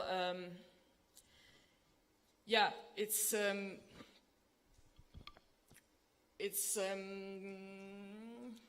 let me check this. Yeah, so I think the main things that we have identified in kind of, and this is like all like kind of, we did this kind of like unconsciously. It's just now that I looked at our work that these kind of patterns emerged. But I think that there's 4 main ways in which we kind of try to create images. And I think one of them is just like magnifying a visual cue that we see around us. So it's like a trend that we observe just like in daily life or even like in art and fashion that we then kind of zoom in on and try to kind of explore visually or sometimes also with text. And this is very much what this first series that we're going to speak to is about. Maybe you can... Yeah, so basically the series started with just me noticing that since there's like a lot of plastic surgery, very like openly usable for a lot of people, and there is like a need, I wouldn't say a need, but there's people of course using that. So I noticed that at one point they kind of like look more and more similar. So I went to KaDeWe, which is like this shopping center, like luxurious shopping center in Berlin, and you have like a lot of like older, beautiful ladies sitting there drinking their champagne, but somehow they all look a bit like their sisters. I noticed at one point, and I thought, oh, maybe that could be interesting to just take them, like ask them if they would be up for doing this, and then having like some kind of like distorted hair and styling, adding to this like weird new look of our society. Yeah, so I would say this is the first kind of technique that we often use. If I look back on the series we already created, it's just like kind of looking around us, what is like a weird kind of visual trend that no one has really explored yet, or that maybe isn't visible in the day-to-day, but then when you have this platform of the magazine and you put it in the context of art and fashion, which is very much like a rigid context with its like specific kind of rules, then that it kind of gives new light and kind of makes people aware of what is going on.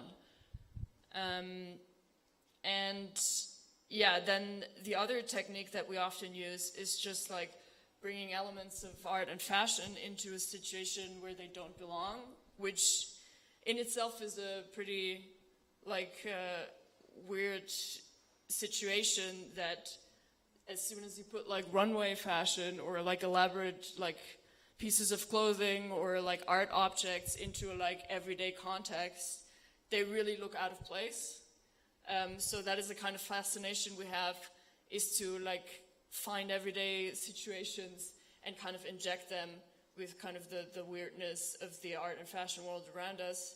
And I think one of the very first editorials that we did for the online magazine kind of did this in a funny way, which is what we had one photographer, Robert Hammerer, who we work with often, and he went to a kind of family gathering. I think it was like a 17th. It was his dad's birthday. His dad's birthday. And we just put the whole family in Blas, this design house, and he took photos of them, just basically having the family gathering, and it's all just like regular German people and not models. And yeah, then we had this series in Paris for the second issue. For the first issue. For the first issue, and Tim's going to speak to that. So this is also the idea of just like having fashion, having models in a different, or like just in a usual context. And it was kind of like guerrilla shoot where we had like a lot of assistants carrying flashes, and we were like in the metro in Paris, and we walked around in like outdoor cinemas, and we had the models just like walking through, and everyone was quite confused since they were all like on a mission somewhere to go, and then out of a sudden there was flash everywhere and like weirdly dressed up people. And this was like sometimes it's also just us giving like a frame, and then we just like throw people in and let them do whatever they want to do, and this is like the documentation of it, basically. This was like an outdoor cinema? Yeah, then the kind of third kind of conceptual trend that I identified is that Tim often gets inspired from like imagery that is like completely removed from the art and fashion context, and then we kind of pull that image into the context of art and fashion and kind of try to elaborate it and repeat it in a way that kind of makes gives it like a kind of new aesthetic value. So this is a shoot that we did for the last issue, which is out there. Yeah, it basically comes from like the photography of like Olympic swimmers, and there's this moment where the water surface is not like still not breaking, so even though the people are over the water surface, there's still water above them. If that makes sense. And that was like kind of like, they look a bit like if you really look at the professional photography, they basically look like they're like blown in glass. And yeah, we just took these images and had models taking in the places of the swimmers, and which was a bit of a problem because yeah, you actually need to swim pretty good to like create this effect of surface tension. So it took a while, but we figured it out in the end. Yeah, that's how we do it. Yeah, and maybe the last example here is maybe kind of the obvious one for this conference also, is just where we like kind of produce images or like photos, or like we produce an editorial like you would regularly produce an editorial, but we kind of use like digital technologies to manipulate during the process of taking the images or also after.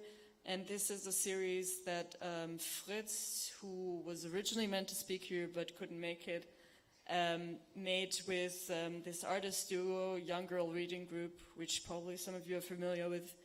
And it was inspired by like the witch burnings in like some Swiss canton in the Middle Ages, and the girls tried to like give kind of a name and a face to the people who were burned then, and Fritz kind of shot these looks, but the way he shot them was, you know this better. So. Yeah, so it's basically filmed, and then it's like you take frames out of the filmed footage and like just morph them into, I don't know, like there's like there were multiple people actually involved. So there's also a person who's quite familiar with 3D renderings, and so it's quite a big production, even though it just looks like a glitch on your iPhone camera. Yeah, so I think this is something that we quite frequently use and have used more and more in the past issues that now we're trying to get a bit away from, I think, because it's like, but this kind of image manipulation apps even that you would like have in your everyday, like kind of face app, or the ones where you can make crazy hair, you will find that throughout the magazine. There's like a series also that Fritz did with a photographer from London, I think, where he just like, there's basically like passport shots of models, and they're like manipulated in like different stages, like turned from like male to female, or we like change the hair color, or we like age them digitally. So yeah, that's something that we frequently use. And those are kind of the four big things that I identified in our work that I thought could be of interest to discuss from a more theoretical perspective. And that's also, I think, it from like the talking side from us. And then if there's any questions from Lovo, you can get up here now.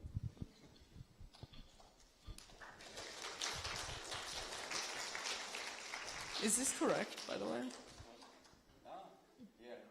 Thanks for listening. Nice. There's Google. Okay. I was actually discussing today this flower, which I came across together with my partner going through the magazine. Is it artwork or? Yeah, it's because an it's artwork. spread through the magazine pages. Yeah, we like to have like a little.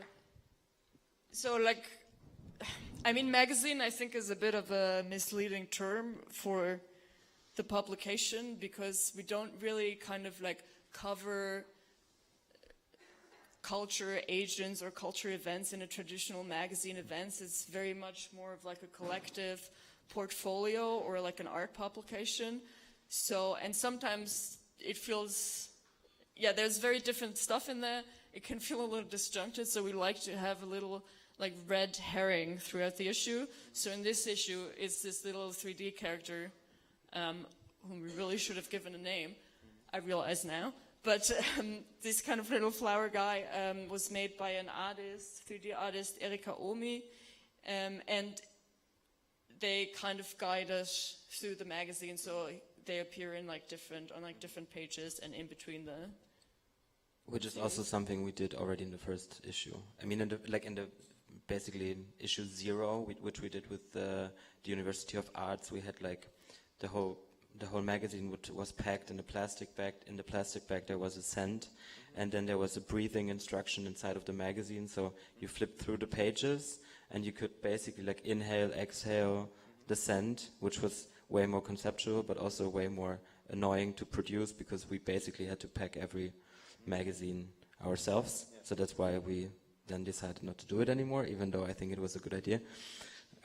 Although you did use scents again for a young girl reading group. Yes, actually. Yes. Yeah. It was their scent. We also had one in the first issue, but... Yeah. For the series I just showed with about the witches, we had a scent that the artists produced that we just kind of put in there on like a little paper slip, so it's in the magazine. So we try, because we also like work as a creative agency, and we also work more performatively in the past and like doing more events before Corona. I think we try to like always have a little bit of a twist in the magazine that kind of elevates it from this 2D object. Yeah, you use different tactics of this magazine coming to life after the printed issue. For example, you also had like an online screening from new work by John Raffman. Yes. Then you also do some type of installation-based work where events turn into... Yeah. Usually we try to have like an event where there's something performative also happen. It was a bit constrained. I mean, for the last one, for issue 3, we managed to have a little thing where we showed some video works by what's his name? Adam Martin, who's a video artist, and what's the name? No, not John Raffman. The face? Jordan Wolfson, thank you, sorry. Yeah. And how did actually, since you mentioned this collaboration with students, like for 0 issue, how come you didn't continue? That was the starting point? It was just an experiment, then you decided to do a magazine afterwards? How did this... So the thing was, we already had the online magazine. That's how they got to know us, basically. And then they were just inviting us to host one of them, or just to be like the editors for one. And okay. It was already from the beginning. It was clear it's a one-time thing. Cool. And you work as a collective, so you all have like different backgrounds. So how would you say you influence each other's work? Because, for example, this issue 3 was dedicated to fighting, where we can see that text kind of corresponds to editorial work as well. So how do you influence between yourself on creatively? Yeah. I mean, I'm responsible for the text stuff, and I also kind of tried to come up with a theme for each issue that then guides the visual production. But I mean, I think since we're all friends also kind of, the fighting thing was very much kind of like pushed through by me and my recent obsession with like MMA. But I think generally we're like in the same friend circle. We're like interested in similar art and like visual things. So I think there's very much a sort of coherence of the general like direction of where we want to go, and then each of us kind of pulls from their area of expertise different elements, and then we kind of try to put it together and like wrap a bow around it. And that's. But I think it's also a lot about just like talking, like sitting, like having conversations, having a weekly meeting where we just talk about what everyone has like in their minds. But then also, of course, we just see the same stuff. We follow the same people. We go to the same openings in Berlin, or we even travel together. So I think that's we're like maybe working as like one big organism in the end. And what would you say, like now after 3 issues, do you see the influence of your aesthetics beyond the magazine? Do you want to speak on that? Well, yeah, I mean, there are a few brands maybe that took a few of our editorials and just pretended it was their own idea. But besides from that, I think it's like it's always kind of like a circle where it's like everyone is influencing everyone in a way, and I think it's more and more that there's like people reaching out to us instead of us reaching out to people, which is also nice. And we're getting to this point where we had like these photographers we always wanted to work with, and now they're actually reaching out to us, which is super cool. And it's also nice that there's that we can see that there's like some interest from like brands to also have like advertisements in the magazine, which is normally like more like on the international base rather than in Germany, since Germany is quite let's say Underdeveloped? Well, what would I say? In the fashion sense. In the fashion sense, there's not really that much happening, and also like when it comes to funding and all these things, there's not that much to get out of. For us also, really interesting aspect of the magazine is this expo part, which is kind of basically curation, which goes, it kind of mixes media.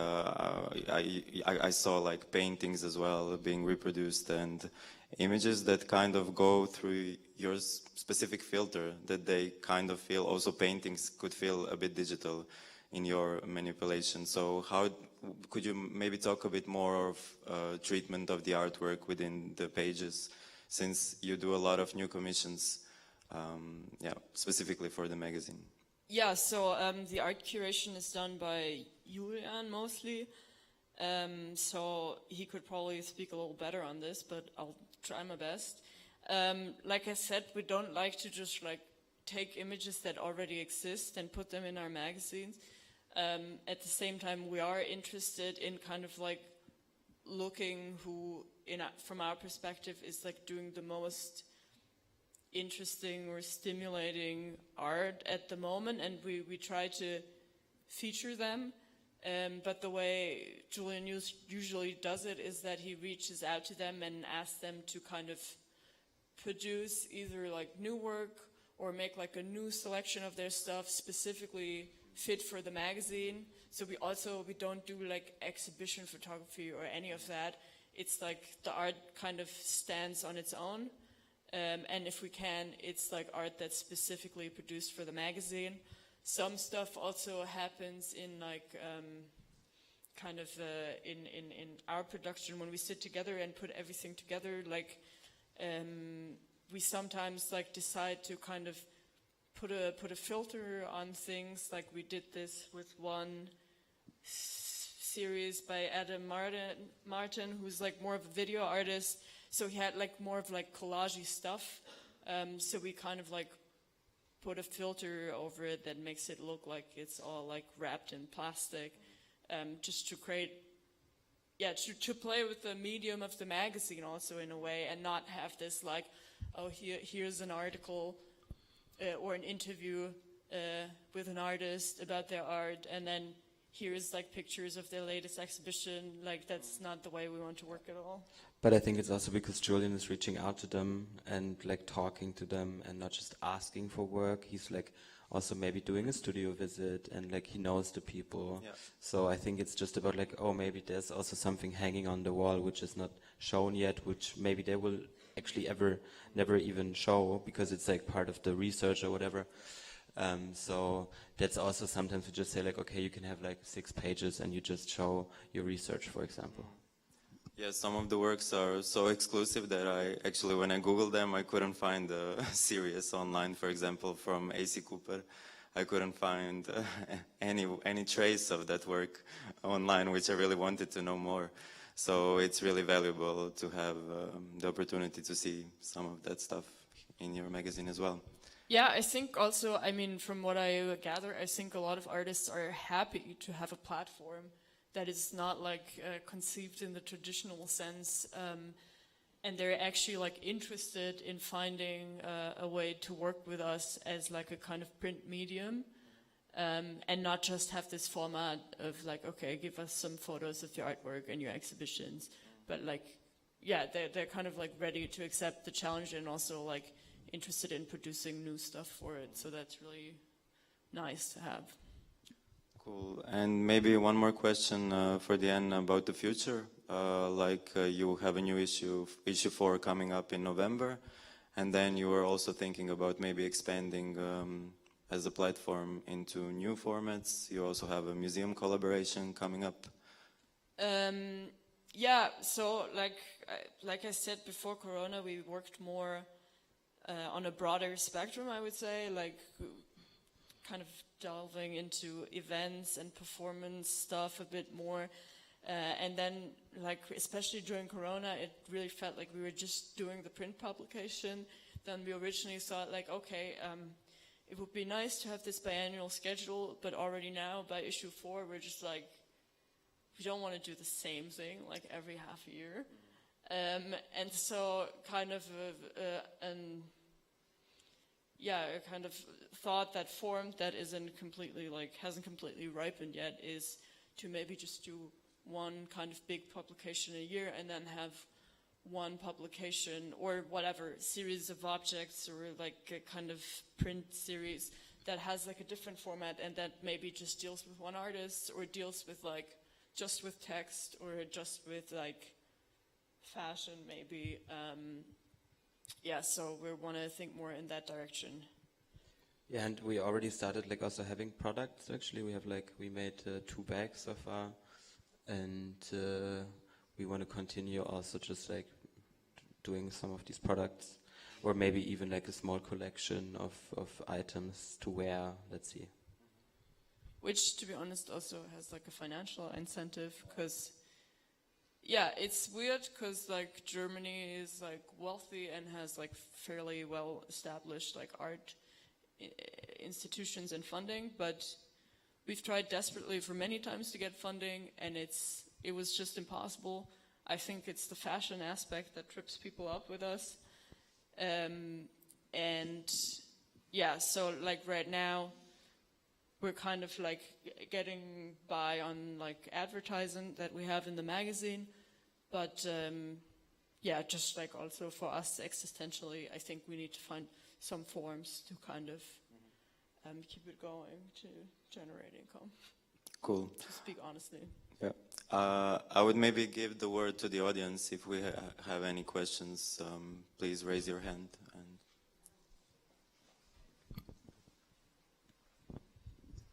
Yes, thank you.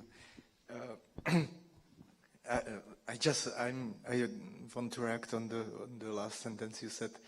Like maybe it's good you don't have the official foundation from the Minister of Culture of something like that, because you have this freedom like to turn the magazine into maybe some object or whatever in the next level. But I just have a question. I saw the magazine only briefly. And it's quite huge. How did you get to the final number of the pages? How does it come?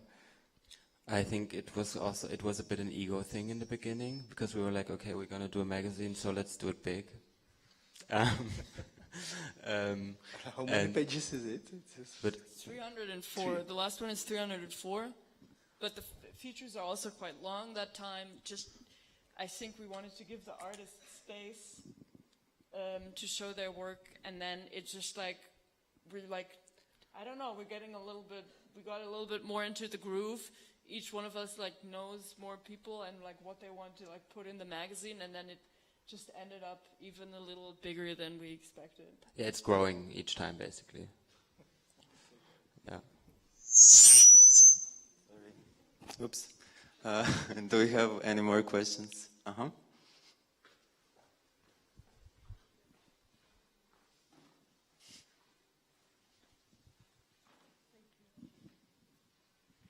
Hey, I have a question about the presentation actually, and that is, what's your relationship as to white people sensationalizing the images of war and using that in a presentation like this?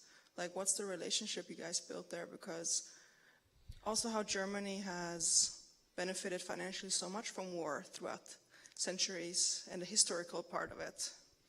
Yeah, for us, I mean, this video has a background, so maybe, I mean, we kind of tried to say it, but it was very much inspired by these kind of conspiracy videos that are very popular in Germany right now. If you go on the Querdenker groups who use like a lot of image, like they basically see patterns everywhere and like kind of interpret, like they use kind of any image they can find and like use it to like channel that into their like theories. So that was basically kind of the creative freedom we took with this, was like anything goes in this video, because it is very much this kind of just like the way that the internet like allows you to just search for anything and make it work for you. But you guys don't see it problematic to be white and sensationalizing those kind of images? Because it's not like the conspiracy theory imagery for sure is there, of course, and there is this thing in Germany called Querdenken, which is obviously problematic, almost entertaining if you have the privilege of being detached from it. But in this case, it's also images that's not based in the Western society necessarily only. So that's where my question came from. Yeah, the only answer is that also with the magazine, we kind of maybe take more creative freedom than what's politically correct. I'm not asking for political correctness. I'm asking what's your relationship with it other than I don't think it's problematic because it's a piece of visual art. You don't think? Is that what you said? Yeah. Okay. Okay. Wow. Thank you. Okay, do we have any more questions? If not, maybe I would propose a short break for like 15 to 20 minutes, and then we can all meet inside for FCNN presentation and performance by Vocal Curatorial Syndrome. Thank you.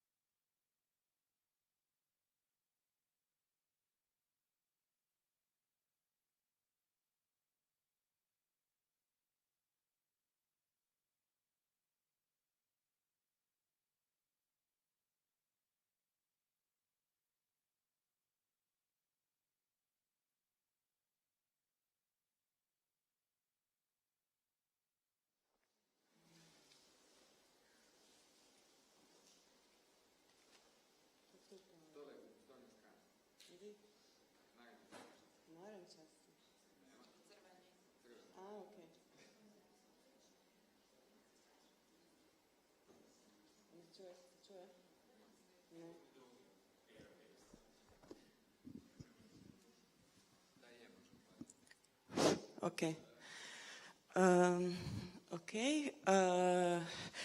Welcome back to the second part of the program. Now we will have a short, we have a presentation by Dina Kaisy Friemuth, Anita Beikpour, and Neda Sanai, who go by the name DNA. They're going to present us with their artistic and curatorial practice. So please join us.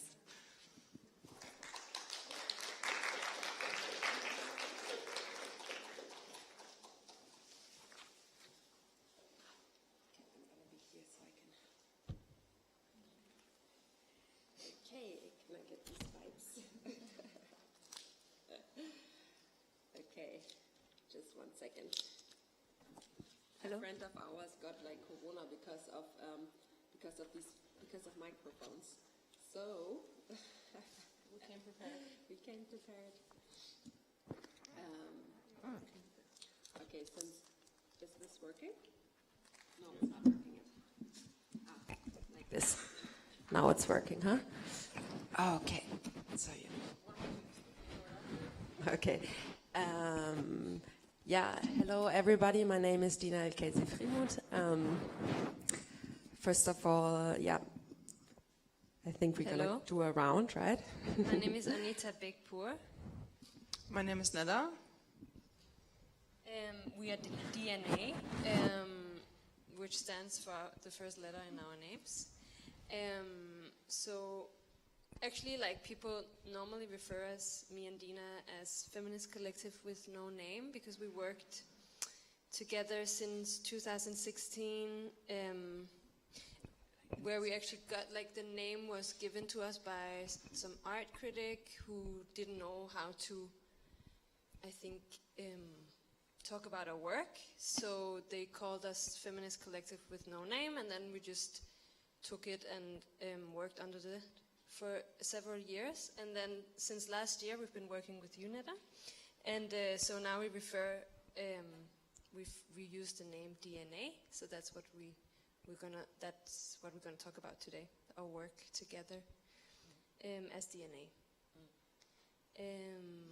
Maybe we can also tell them about a little bit of philosophical part of using DNA, as also like how we collectively thought using DNA is a good starting off point in a new collaboration, and how DNA represents such a little thing that makes such a big difference. And that was like a little bit the intention behind the name and what we're trying to do from the beginning when we started on our first conversations.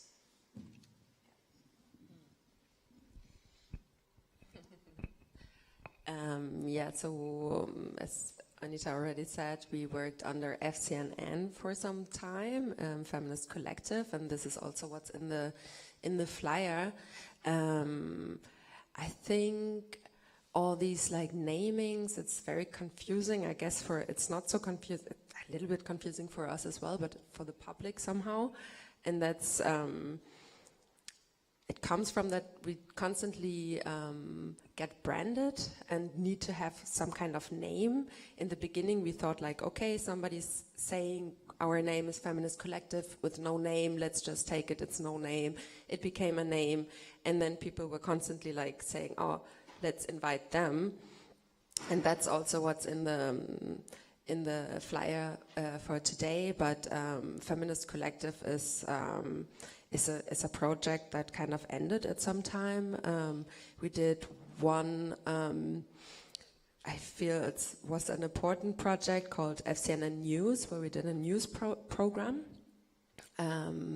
But all these things, and I think also working collectively is always something that changes constantly and ends and starts again and has different people in it. And this is also like we started working together with, I think, 8 other people, and then it was us, and then Neda came, and today we want to talk mainly about what we're working at the moment, which is together with Neda. We will talk about, I think, 2 projects, which is one called hydrocapsules.love, which is a homepage, a kind of curatorial project we developed for the biennial in Berlin last year. And then we also want to talk about this project you see up here, which was commissioned by Gasworks in London, called Welcome to the Crisis, where we did a billboard series in the city of, in public space. Should we start with putting on the audio? Would that work? 1, 2. Well, I kind of want you guys to talk a little bit about the news format and FCNN, because I was not part of when you guys were doing, and having your own narrative, creating your own narrative was just starting to kind of becoming a thing in the digital landscape. And I'm just curious what your thoughts behind that was. I think firstly, we're found it as a powerful medium, like news, like what is news, and I feel like people watch news as if it's objective, but it's not. So we just kind of played around with that format, and also wanted to see what happened if we created our own news channel and what would go on that news channel. So we mostly took in things that we didn't find present in the news that you would watch on television, and also political topics that wouldn't reach that point. And this typography and the design is how many years old? Because it looks familiar. Yeah, it's a bit kitsch. Yeah. No, I'm not saying that. I'm just curious from which year this is, because of 2018. 18? Yeah. Okay. It's already 3 years ago. It's ages. Yeah, because it's interesting to see also our relationships to fonts and aesthetics. Yeah. It was no call out saying anything is old. There's no ageism. Do you want to show a clip? Or what? Yeah, we can do... just maybe the intro. Yeah, I'm just curious also... We can also just talk. There is no sound actually connected to this, right? Or should I... I think I should... But the interesting thing with this project was how people reacted towards it, I think, as well. Saying, you can't just make your own news channel, this idea of fake news and lying, because it's not what is acceptable news and what is not. Because we didn't make up any of the things, we just included things that we didn't see anywhere else, that was happening in Denmark, for this example. So basically creating your own space was provocative enough. Yeah, and just also being honest about that it is subjective. We are making news with things that we find important and interesting, just like any other news channel, but we're just vocal about what we are showing. Wow. It was also because we kind of started out, wanted to do art, just coming out of art school, and wanted to do feminist collective art, and then we realized that the spaces that we got offered, because we did political stuff, were the news spaces, medias. We went into newspapers and into TV and stuff like this, instead of being invited to white spaces, galleries and so on. Just because it was political, it was directly put into always having to comment on, there were Me Too and Lala and racism, and so we just found ourselves in these medias already, and then we were actually maybe let's subvert it, let's take it, reclaim it somehow, and also make it cool. And I think also for, personally, I found hey, that's actually much cooler to to have a voice in the news media than to have a voice through white institutions. The news media is a white institution, and that's why we also did the FCNN news, because we wanted then to change changed that kind of space into a BIPOC-centered space, also a queer space, and also make it like accessible. And is the sound working now? Should we try? Ah, yes, it is. It's not so loud though. Wait. This is Wael Shawki. I support FCNN. Can we have it a little louder?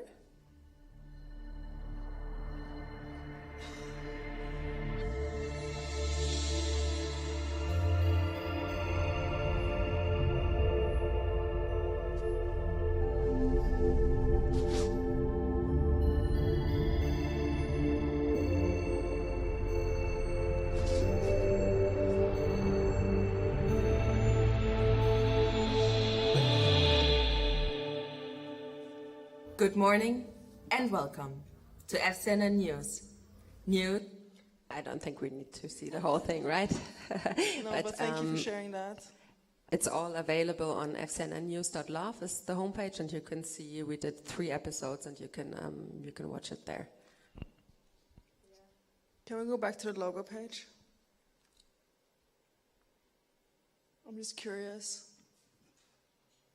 Which one? Just perfect. This one just? Yeah, just there. Because I feel like it's very fitting. But yeah, sorry, so going back to where we were, so you guys were like, okay, let's create our own space, create our own narrative, and use the, excuse me, and use the mediums available. Because you're originally like a filmmaker, and you're a visual artist. So it makes perfectly sense also to end up here.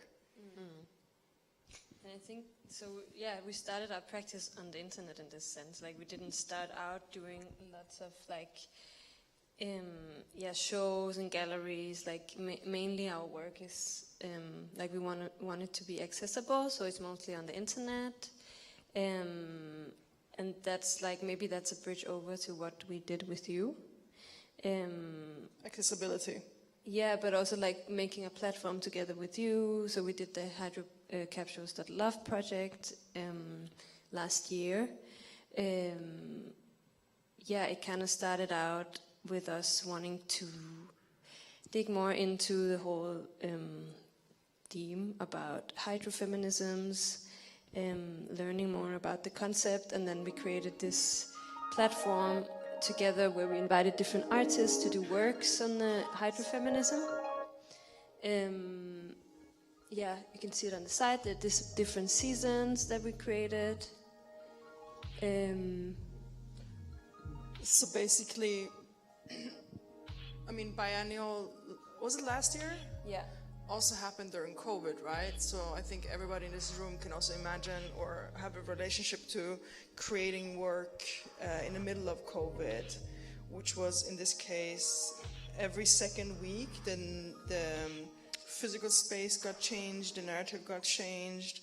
So we always constantly had to, because we have our little collective, but that, for us, creating space and being inclusive also means creating space for other artists that has the same political background as us or has the same queer background as us. And at some point we realized, there's not enough physical space actually to be able to properly present all these artists that we wanted to.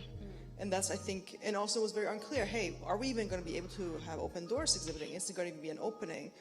And at some point we were like, okay, we have to exist on the internet because that's the only platform that is fully accessible to everybody. Because we're talking a lot about the rooms, also like who goes to a biennial, who goes to an art gallery, who goes to a museum. And usually the biennial also costs money to get inside. For a lot of people it's not much money, but for other people there is a lot of money. So like, how can we still make work and artist visions accessible to create a certain bridge, right? And we ended up on the internet. And at some point we also realized just making one website is not enough, in a sense of like, there's an opening in a gallery or in a museum and the art is installed, and it hangs like that for 6 weeks to 3 months. In this case, we were like, how to keep it accurate, how to keep it dynamic, and that's where the season came in. So each season we would have present new work by the artists that we chose to collaborate with.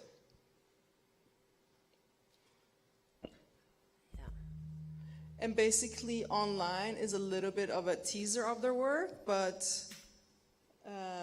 the full version of the work, no, in the space, sorry, my bad. In the space, you can only see a part of the work, but this is also just when COVID hit.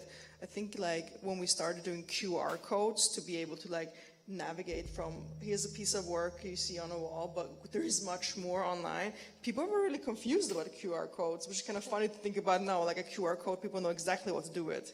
So easy, yeah. It's so, yeah. But people were like, had a really hard time, like even understanding just holding up your phone on that will work. Yeah. Do you want to say something about the hydro?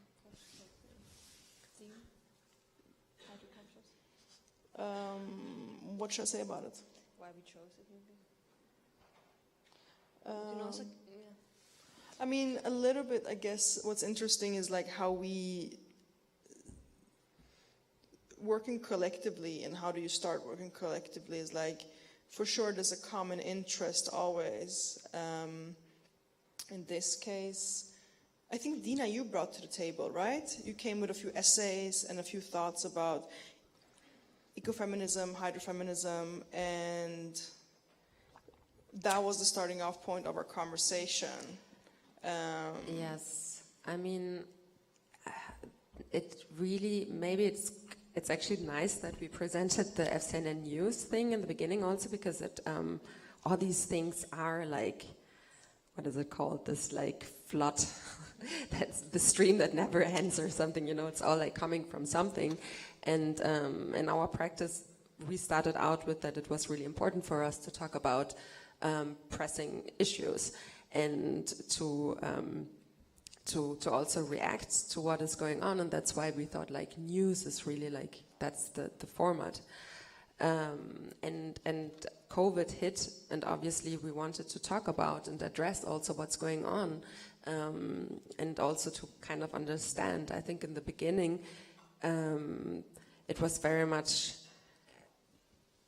connecting the dots also between climate crisis and the pandemic and racism and white supremacy and like all this that is connected together, was kind of what we wanted to try to do. And then we found a way in, which was ecofeminism. We researched that a little bit and found out that's really turfy. We don't want to talk about ecofeminism, but there are still some ideas that are really interesting and valid for us.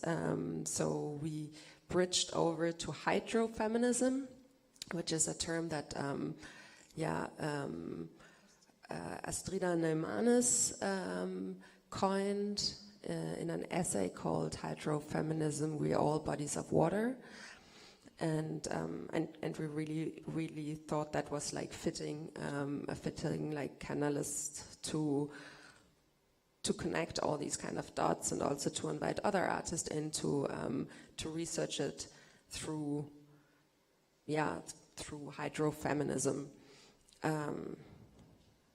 But also through their own work. So they had different works trying to dig into the term in different ways, in their own way. Yeah. I think at some point also we're at the point where we're like, okay, here we are handing out essays, which is also about accessibility, meaning there's a certain language that you need to be able to speak, understand, and master to be able to navigate creativity reading an essay, because it's academia language. And I think somewhere like halfway through the process we're like, fuck this, because I think we got it, but we didn't agree. But also like, how are we here going to translate this and still have it accessible, right? Because there's this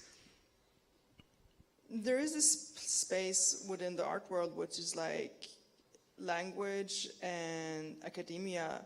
Language is a power tool, and how can we dismantle it?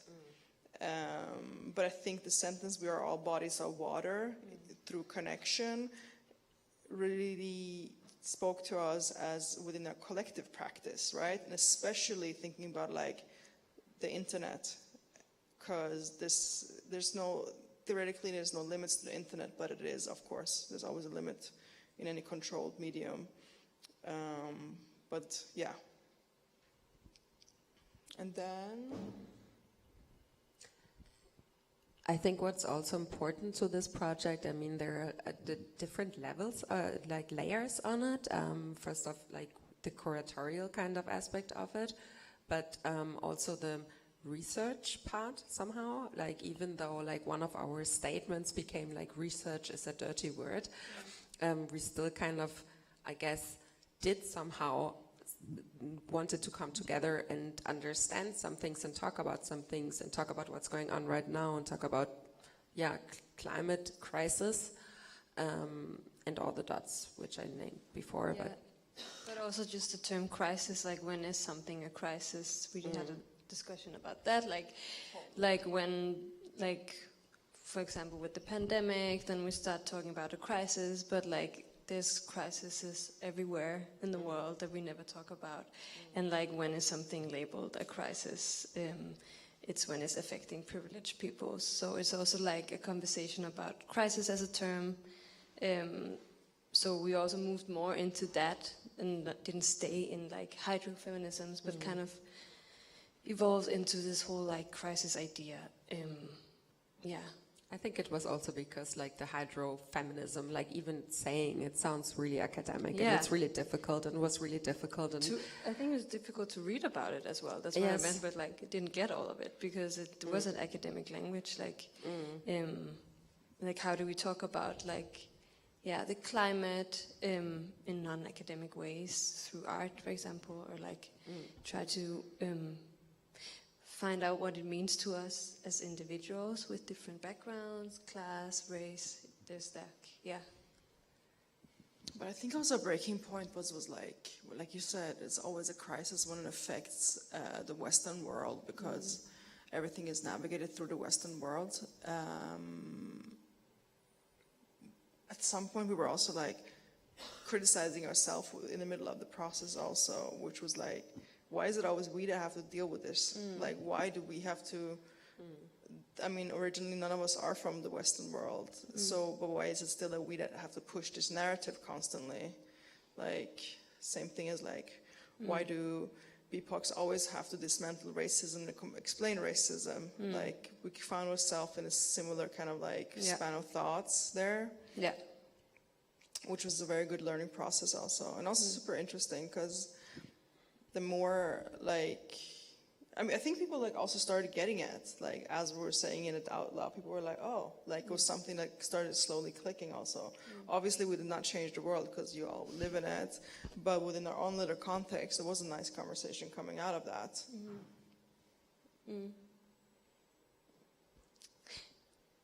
How long is the moment where we should I think play we should move on. Okay, because also during this process of creating hydrocapsules and coming together as a group,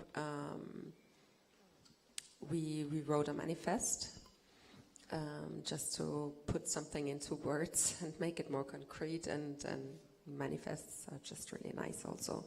And we got the rapper Ebo to record it for us, and we're gonna play that for you.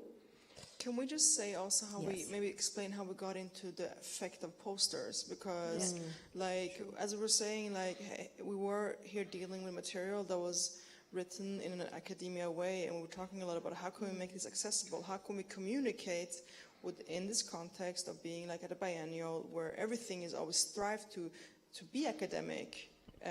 How can we actually flip the coin on that and make it more direct and still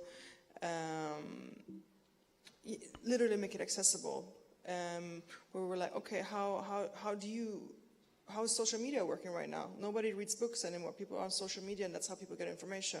Always because it's literally like watered down information that goes into a slogan, but it still is effective, right? Mm-hmm. And then we started making posters, which was like, research is a dirty word. Where are we now? Cancel curators. Elitism sucks. Elitism sucks. There was something with fuck, right? Fuck you, Eurocentric worldview. Fuck you, Eurocentric worldview, etc. So there was posters and... Which you can buy tonight. Yeah, there's actually posters out here. And what we're about to show you now is like installation shots from how this work from the biennial continued into another context, which is like, it was a group exhibition in London where they blew up the posters into, what's those things called again? Billboards. Billboards. But the manifest, to say more about that, is also like, how can we actually write about our work, which is not an academia text, but still political, right? And writing a manifest is something that is easy access. I mean, it depends how you write it, but we were like, how can we make it very clear, very direct, and also short, because time. And it was playing there, right? It's playing in the book. Exactly. So we had a billboard. This is a billboard from London, and it was also sound installation going with it. So this is the image of the space, and the audio we will hear is what the audio that people that walked past would hear, and so on. Okay. Go. Yes, go, finally. Welcome to the crisis. We will refer to the crisis as a general term. The world is and has been in a crisis for a very long time. Now, people in the West are talking about a so-called crisis because they're affected by something too. The world has ended many times for many people. People of the global majority have been in crisis for centuries. Communities have been destroyed and sucked out. The old world is collapsing and perishing, and we know this will happen to you too. We need the conversation of a crisis to reach beyond what is happening right now, and we need the conversation to continue. Crisis is here. Let's pour into it. Demand the system to crash. They will, and they will burn. We need to decolonize the way in which we talk about the climate. It is not true that the suffering of our nature is a consequence of all humanity. It is a consequence of white supremacy, patriarchy, and similar shitty superpower structures. The conversation about our climate and this planet has been occupied by white people. But we won't forget that white people created the problem to begin with. We need to redirect the conversation so it benefits us. We are all bodies of water. We are bodies of resistance, moving, floating, freezing, drowning, growing. Love, DNA.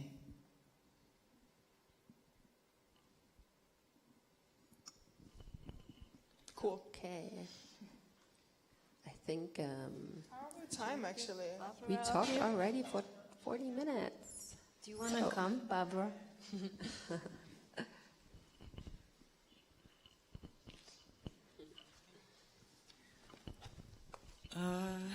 Okay, so maybe we can, I know part of it part of my questions you already answered by yourselves. Sorry. Yeah, you took over my part, but okay, we can keep it shorter. So I was wondering about maybe we can start with this campaign with billboards and posters. So you, I see like two different streams in your work.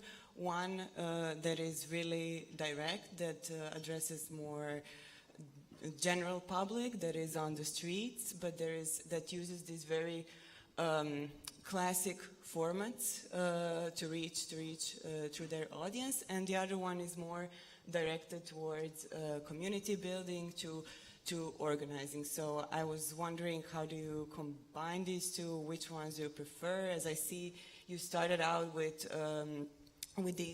tactics or strategies that are more direct, but now you're doing hydrocapsules love, which are more community oriented. So which ones do you prefer? How do you relate these two?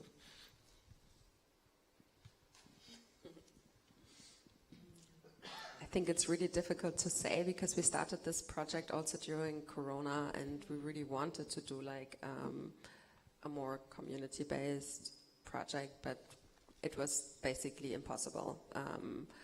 And yeah, but I think that I think we need all kind of ways, no? I think that both, and they all also connecting to each other, because these billboards and t-shirts and posters and slogans and so on, they are also meant to be talking to a public. And for example, when you have a t-shirt, it's also something that you kind of like, you identify, like clothes and so on is also like being part of a community somehow, like how you dress and what you wear. And yeah, we didn't talk so much about that. We also did t-shirts, but we did t-shirts with similar statements. Yeah. I think it's a little bit also like in the beginning of our collaboration, it was like a lot of talk about creating space and holding space, because we realized that our conversations that we were just having by just trying to like navigate our own work and our work together, how valuable that was. And then we were like, how can we expand this? Because like doing a news broadcast is a very direct way of communicating, but it's very one-sided also, right? There's no interaction. And it's like, how can we hold space for other BIPOCs to also be to see and understand how to navigate within the art world, but also exchange ideas and exchange conversations. And I think if COVID wouldn't have been there, there would be actually a series of events rather than a series of artists being shown online, because the interesting thing would have been to have people in the same space. Not just on a web page. Yeah. Yeah. Yeah, yeah, definitely. You said about your choice to create to make a digital platform, that one of the reasons was actually to have it available for more people. Wouldn't that kind of be the purpose if if you just had very singular events? Would you, if I understood you correctly, would you both, or you would just switch it? I think you need to do both. Yeah, for sure both. Yeah, yeah. But like for example, like today you can also have an event live stream it, and people can still access it. Or obviously like nothing will ever be fully accessible. A physical event would never be fully accessible. An online platform would never be fully accessible, because you need to be able to read fully. You need to be able to, you know, internet, you need to have internet. You have a computer. And your computer has been new enough to be able to deal with this, the graphics. You know, so nothing will ever be fully accessible. But it was like about the conversations that happens within having open spaces. Yeah, like we needed both, and I think with Corona it was kind of difficult to do the other part. It was mainly to do it online, and like, yeah, it's hard when you can't get together, but we tried to do like a reading cipher in the beginning where we live streamed it, or like people could jump on and off, but it's still not the same as being like together, of course.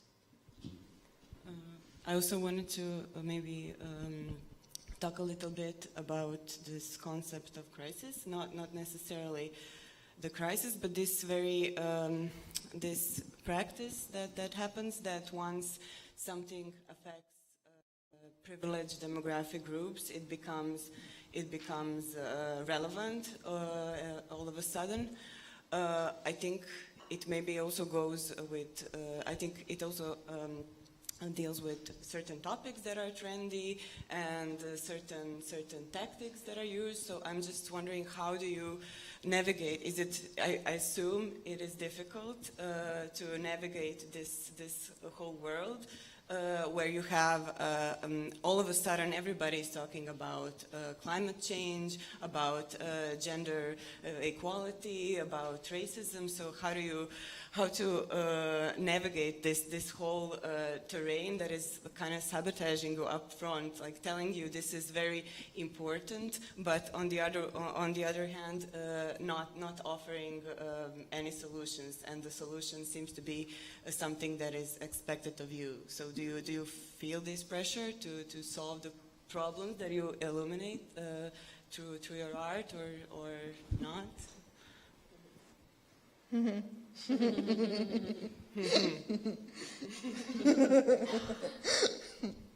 No, definitely not. No. Like also like I mean like I'm not saying you're supposed to no, solve them. No, but I'm laughing because But do you feel this pressure? No, I don't feel any pressure, honestly. Like also like just knowing that this thing of how we calculate our footprint, like don't take this much flights. If you use these kind of products, this is how much footprint we leave. That was actually a marketing campaign designed to come to us, not human, but us as normal working people, to take the focus away from the big companies that actually causes global warming. So like with knowledge like that, is like I'm not rich. Like even like there's no way we can solve anything. We can suggest things, but we can't solve it. No, but it's also like, why would I? Like I don't want to sound like I'm not saying you're supposed to. No, I don't feel like, but like this question we get a lot. It's like, so how do we solve this? You know? Yeah, but that wasn't my question. No, I know. Actually, this is something that I kind of admired in your work, that you try to offer certain solutions. For example, you did the news broadcast, and then you, if I understood correctly, you formed a workers' union for. Is this right? That's more Anita's project, actually. Okay. Yeah, but it came out of. We started hosting conversations in Denmark about racism in the Danish art scene, and then we were like lots of racialized artists who got together, and then we formed our own union that is happening right now, actually in Denmark. So so it's another way of organizing, but also securing our own rights on a scene where racism is not like, you can't go to any other union in Denmark and be like, I experienced this, and they wouldn't have a plan for how to deal with it. So it also came from the work not being done.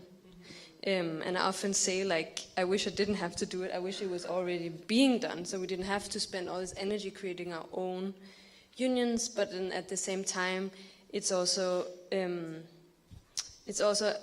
like empowering to actually get together and creating our own space, and also creating like space where BIPOC art can be celebrated and shown to each other, where it don't have to be like include like white institutions or like white people all the time. So so it's complex you in are that solving way. the problem. I think it's more of a tool. Yeah, I mean, we're trying to Like, create. It's not a solution. No. Because it's just a navigating tool. Like it's Exactly. GPS. Because racism will still go on the Danish art scene, for example. It's just like creating ways of dealing with it, because it's not being dealt with. So, I mean, I don't know if it's the solution, but it's like creating safety somehow, I think, or like some way of being there that feels more like better or safer. Yeah. But yeah, I think it's complex. Who's interested in solving it, you know? I think someone is benefiting from oppression and oppressive systems. So, I mean, we can do all these things to live in it, but yeah. Thank you. You also, it was really interesting for me to hear that an art critic, if I understood, gave you this name, like feminist collective with no name. I personally thought it was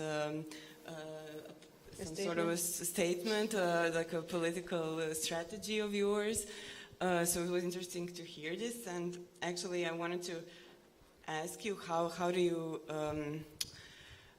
combine this feminist ethics that is rooted upon equality and putting the cause up front your maybe personal interests or your personalities, even with demands of the art world that kind of asks you to have a name to be like a artist superstar in the end. So how to combine these two I don't know, views, I guess. Difficult question, and it's like a conflict question also, because it would be nice not to have a name, and I think that's also why we thought like, okay, that's a nice name. Somebody gave us a name that's not a name, because that's what we wanted all the time, and that's also why we said like DNA, because it's just our initials, you know, and somehow when you're a group, you can't be like this name. You have to have like a group name, and then you get branded and so on. And I think both these names try to avoid that, but in the end, you can't really, because we're still like trapped in this system of branding. But it creates actually conflicts of ownerships and of all kinds of things, and credit rights and all these things. It's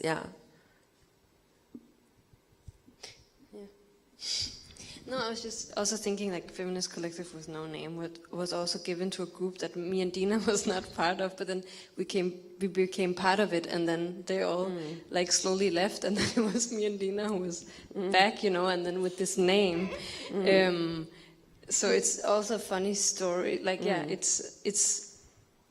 has a history in a way, and I don't know if I like its history, but it's more like, I think we're still in a process with the name. Like, what do we do with it? Do we just throw it out? Do we, how do you, what do you do with your history in that way? Maybe it was also a time where it fitted more than now, you know, so we're but like... also a collective also always changes, so like a name is like, is it even like accurate anymore? Yeah, exactly. Like, how do you keep that? Yeah. Because a name defines the moment of when it was created. Yeah. And also like this whole idea of not, like for us at least, it was like not going out and saying things like in a Danish context alone, but saying it under a name was also like a tool that we used, because it was hard to say things like, hey, I want to talk about racism, but then you're an individual in this white-ass country, you know? So it's like, how did we start conversations? It was easier to do it under a name, I think. And how, during this process of working on Hydrocapsules Love, how did this collaboration happen with the artists you selected? How do you all work as a collective, or do you work as a collective, or you work more as a curators and you have invited artists? How did you divide I don't know, responsibilities, or how do you work together? I think throughout the process we were constantly trying to dismantle that idea of how a creator actually works, because just like we're saying constantly, name and branding, like it's very often that, especially with group shows, it's about collecting names where you create context for a very established artist to a more of a newcomer, right?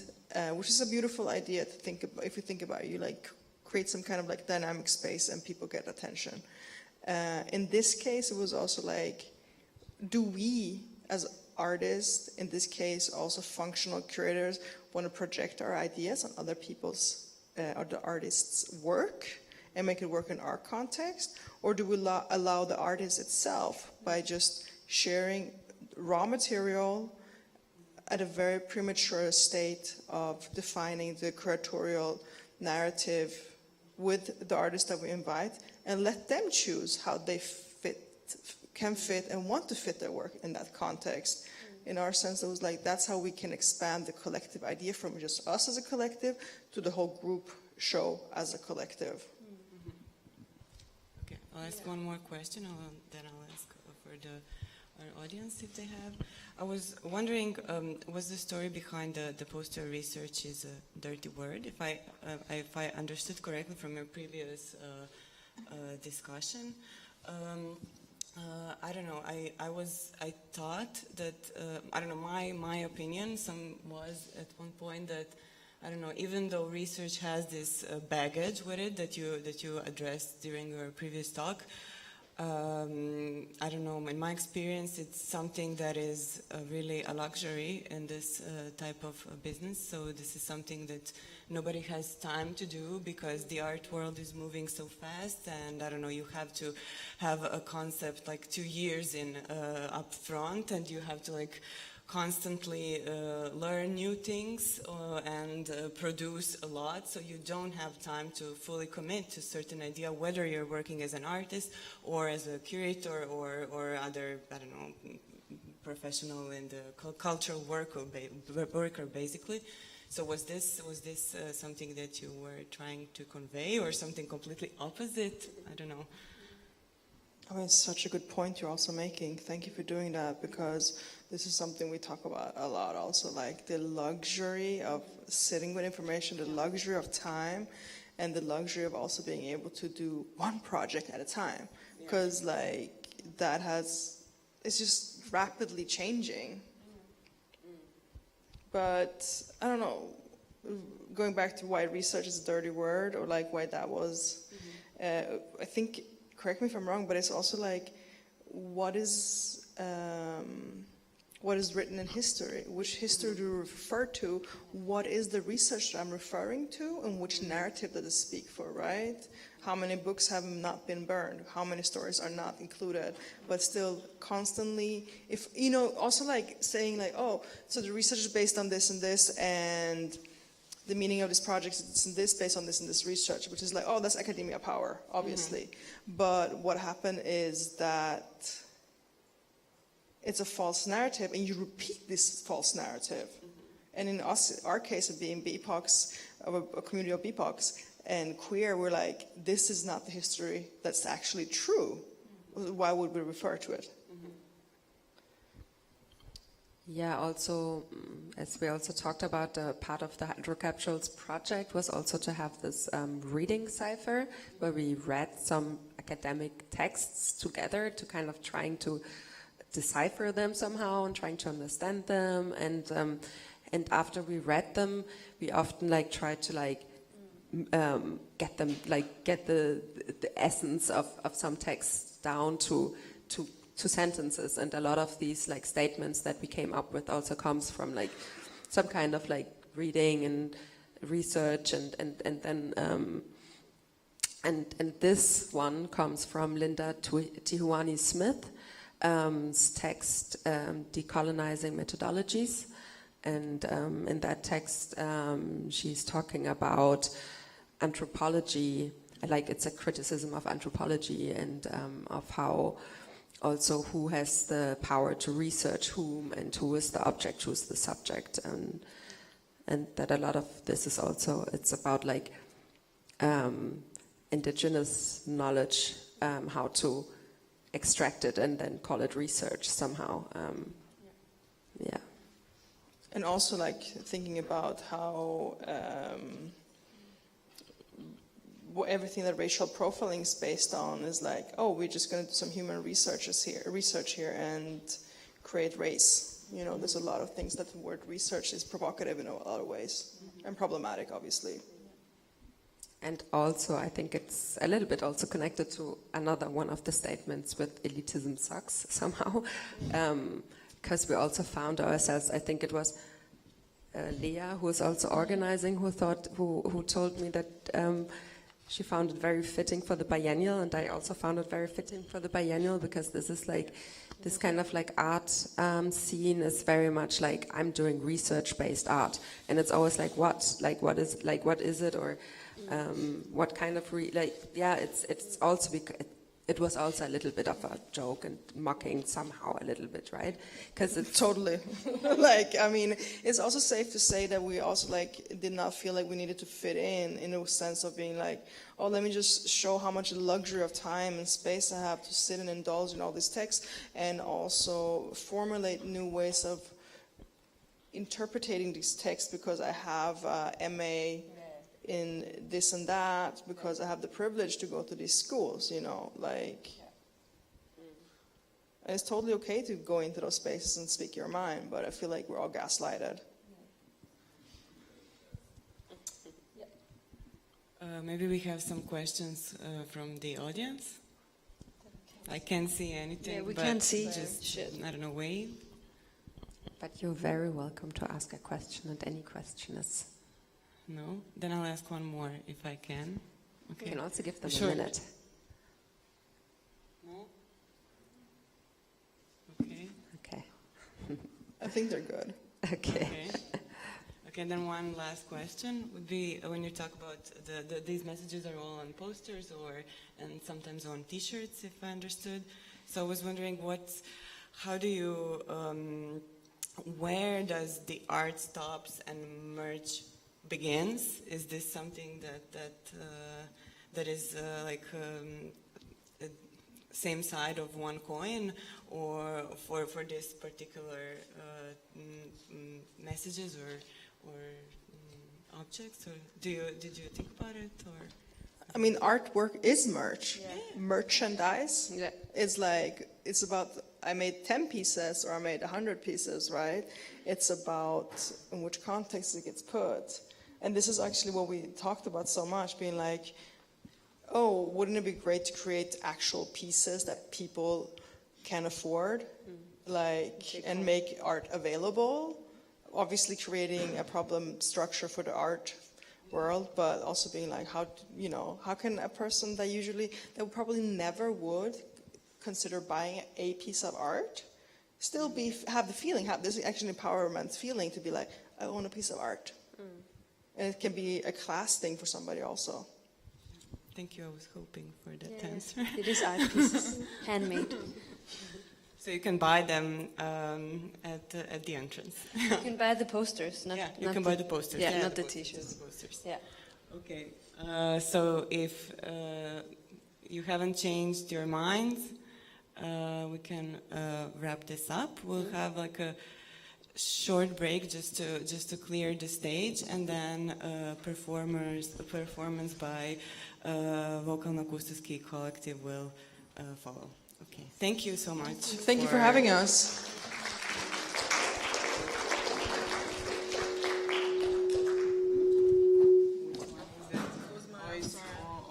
But it's all on, no? How do you turn it off? There's like this small red button.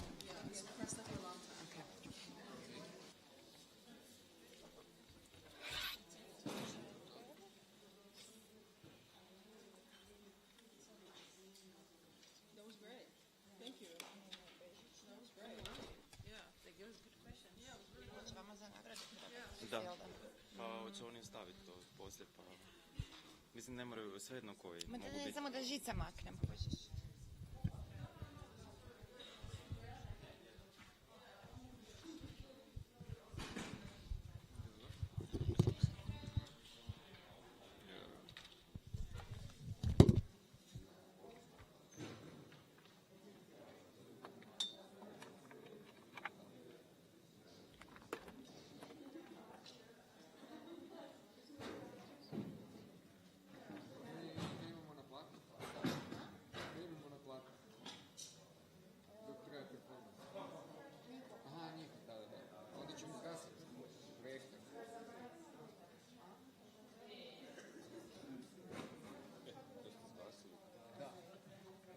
To je da ne smete se.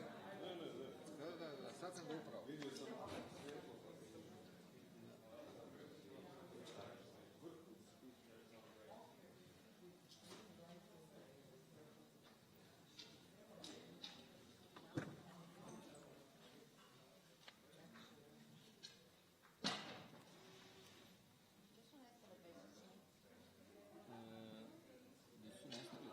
Negdje su ih stavili. Možda ih je on pospremio. Igor.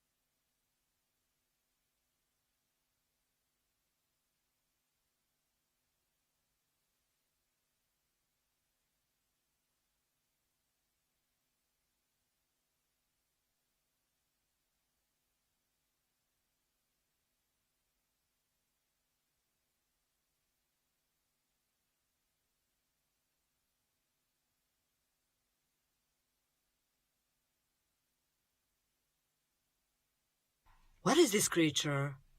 Looks creepy. Is it alive? Let me see. I have to look closer.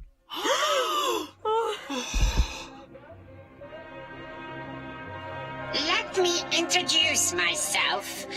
I'm a double-headed eagle and I've been living in the Balkans for centuries now.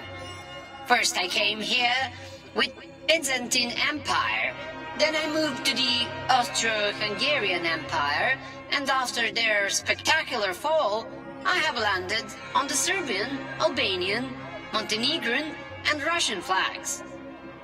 But you see, I'm more than a pure heraldic symbol.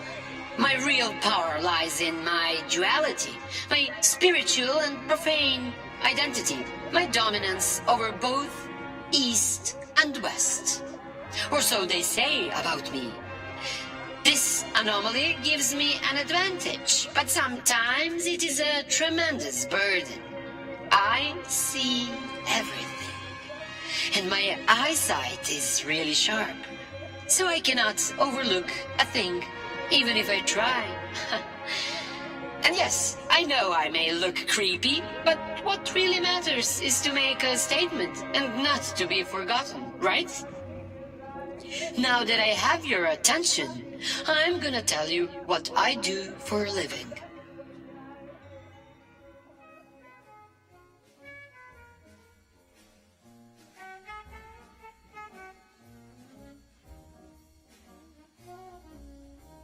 Yes, this is the real truth. I'm an art critic. But can a bird be an art critic? You probably ask yourself right now. Well, I am here, aren't I? I still use my typing machine. Smoke too much, I reckon. It's more sincere, and you cannot type whatever bullets comes to your mind and delete it just like that. You have to be more careful. There is an old saying, words and birds are precious. We are living in a realm of digital. Everything is happening there, but I cannot understand it really. You see, I simply have to go to a gallery, museum, studio visit, have a drink or two or more with the artists. I refuse to do it differently, and I believe an art critic should have time to meditate over an artwork, then digest it thoroughly before he sits down and writes a decent piece about it. Yes, I know how to use a computer. My legs are trained for keyboard typing as well. I'm regularly browsing through the myriad of artists, shows, portals, web magazines, Zoom talks. Yes, I know what is NFT and blockchain. Frustration, right? Yes. You know, it's just like we don't give a fuck much about art. Yes, yes. Like what, you know, like what do you need to do in order to kind of leave the message and to be kind of, you know, smart at the same time and kind of funny and performative and, you know, and in that sense, how you are able to network and establish connections. And, it's really important, yeah. That's why we're here. Yeah. Right, we'll establish some connections, right? Yeah, I'm sure, yeah. I hope actually that these guys, you know, these brilliant young minds will, you know, kind of see our potential, although we are old and believe in 20th century and despise technology, actually. So, yeah. Okay. So, oh my God, well, I can't believe it. We're like speaking in front of the audience for the whole time. Bye, guys. Hi. Hi. How are you? Are you good? Yeah. Well, okay. I just received the message. I'm embarrassed now. Yeah. I have something in my ears. Oh my God. Oh, sorry, this was too loud. I have like a tremendous news. You knew? I just received a notification, like a message, that we guys received this award. What? Yeah, like award goes to us. Yay for us. Award. Yes. Just wait a second. But we're not photographers. Like, what the fuck? What happened? Lovro, is it real? Is it? Okay. Thank you guys. I went to give you flowers, but I wasn't able to find it. What? Somebody took it away. Yeah, flowers. Okay, such a pity. However, oh, yes, thank you. Oh my God. Wow, finally, an award. This is for you, baby. Like, we are the winners. Yes, giving us a warm applause. Yeah. Thank you.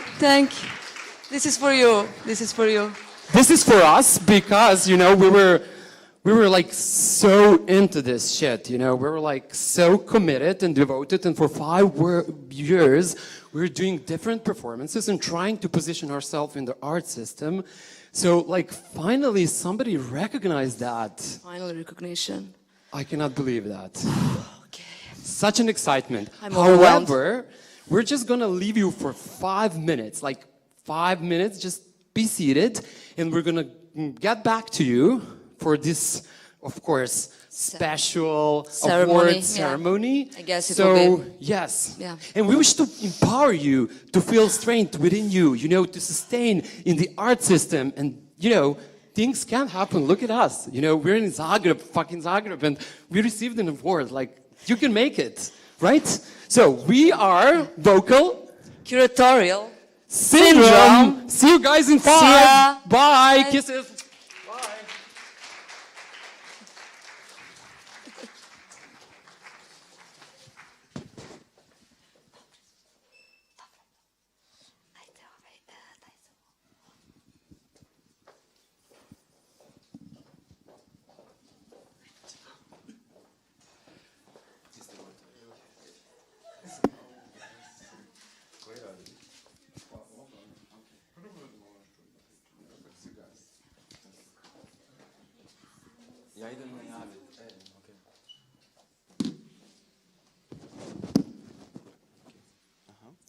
Okay. Luckily, we brought two awards with us for this conference.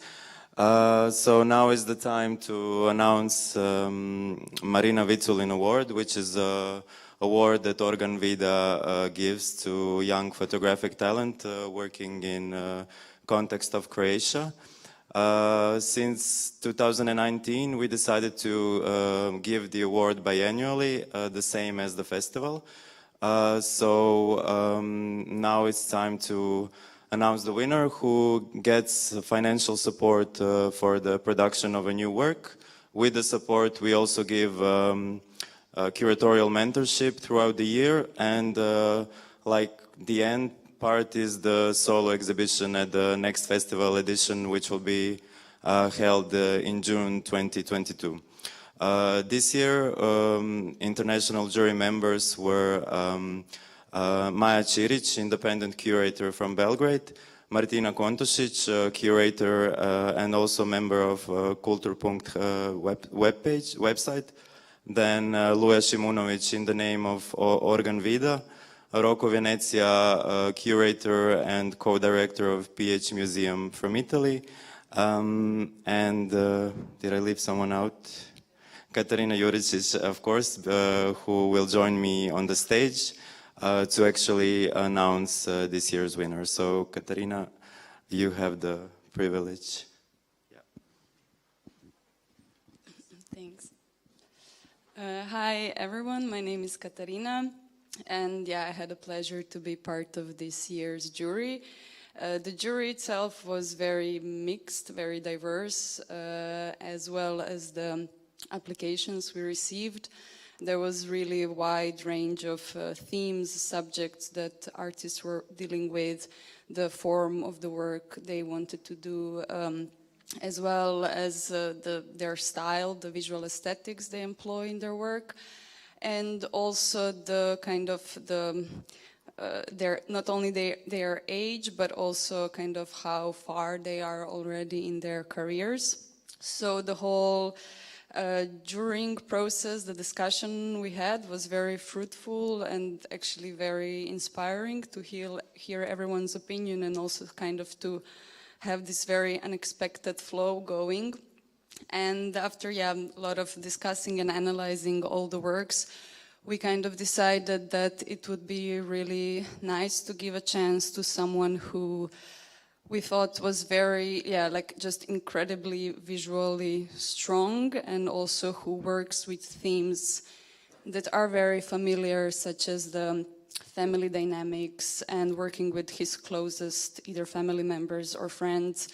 But he meant from this kind of, let's say, very familiar things and very intimate situations and something we all kind of seen and experienced ourselves, he manages to find something very bizarre, very eye-catching, and just very strong.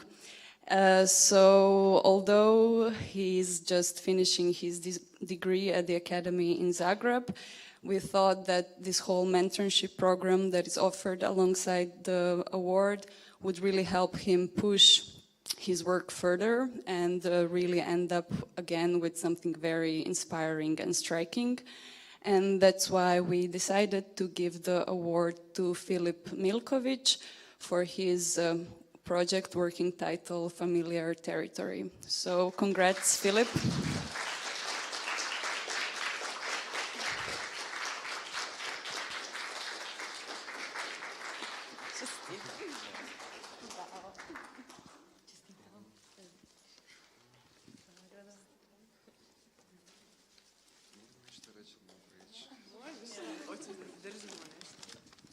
Pa ništa, evo samo ću se zahvaliti žiriju i vidimo se na izložbi.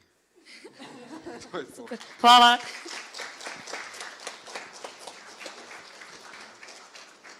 Thank you everyone for your attention and for spending with us this afternoon and evening.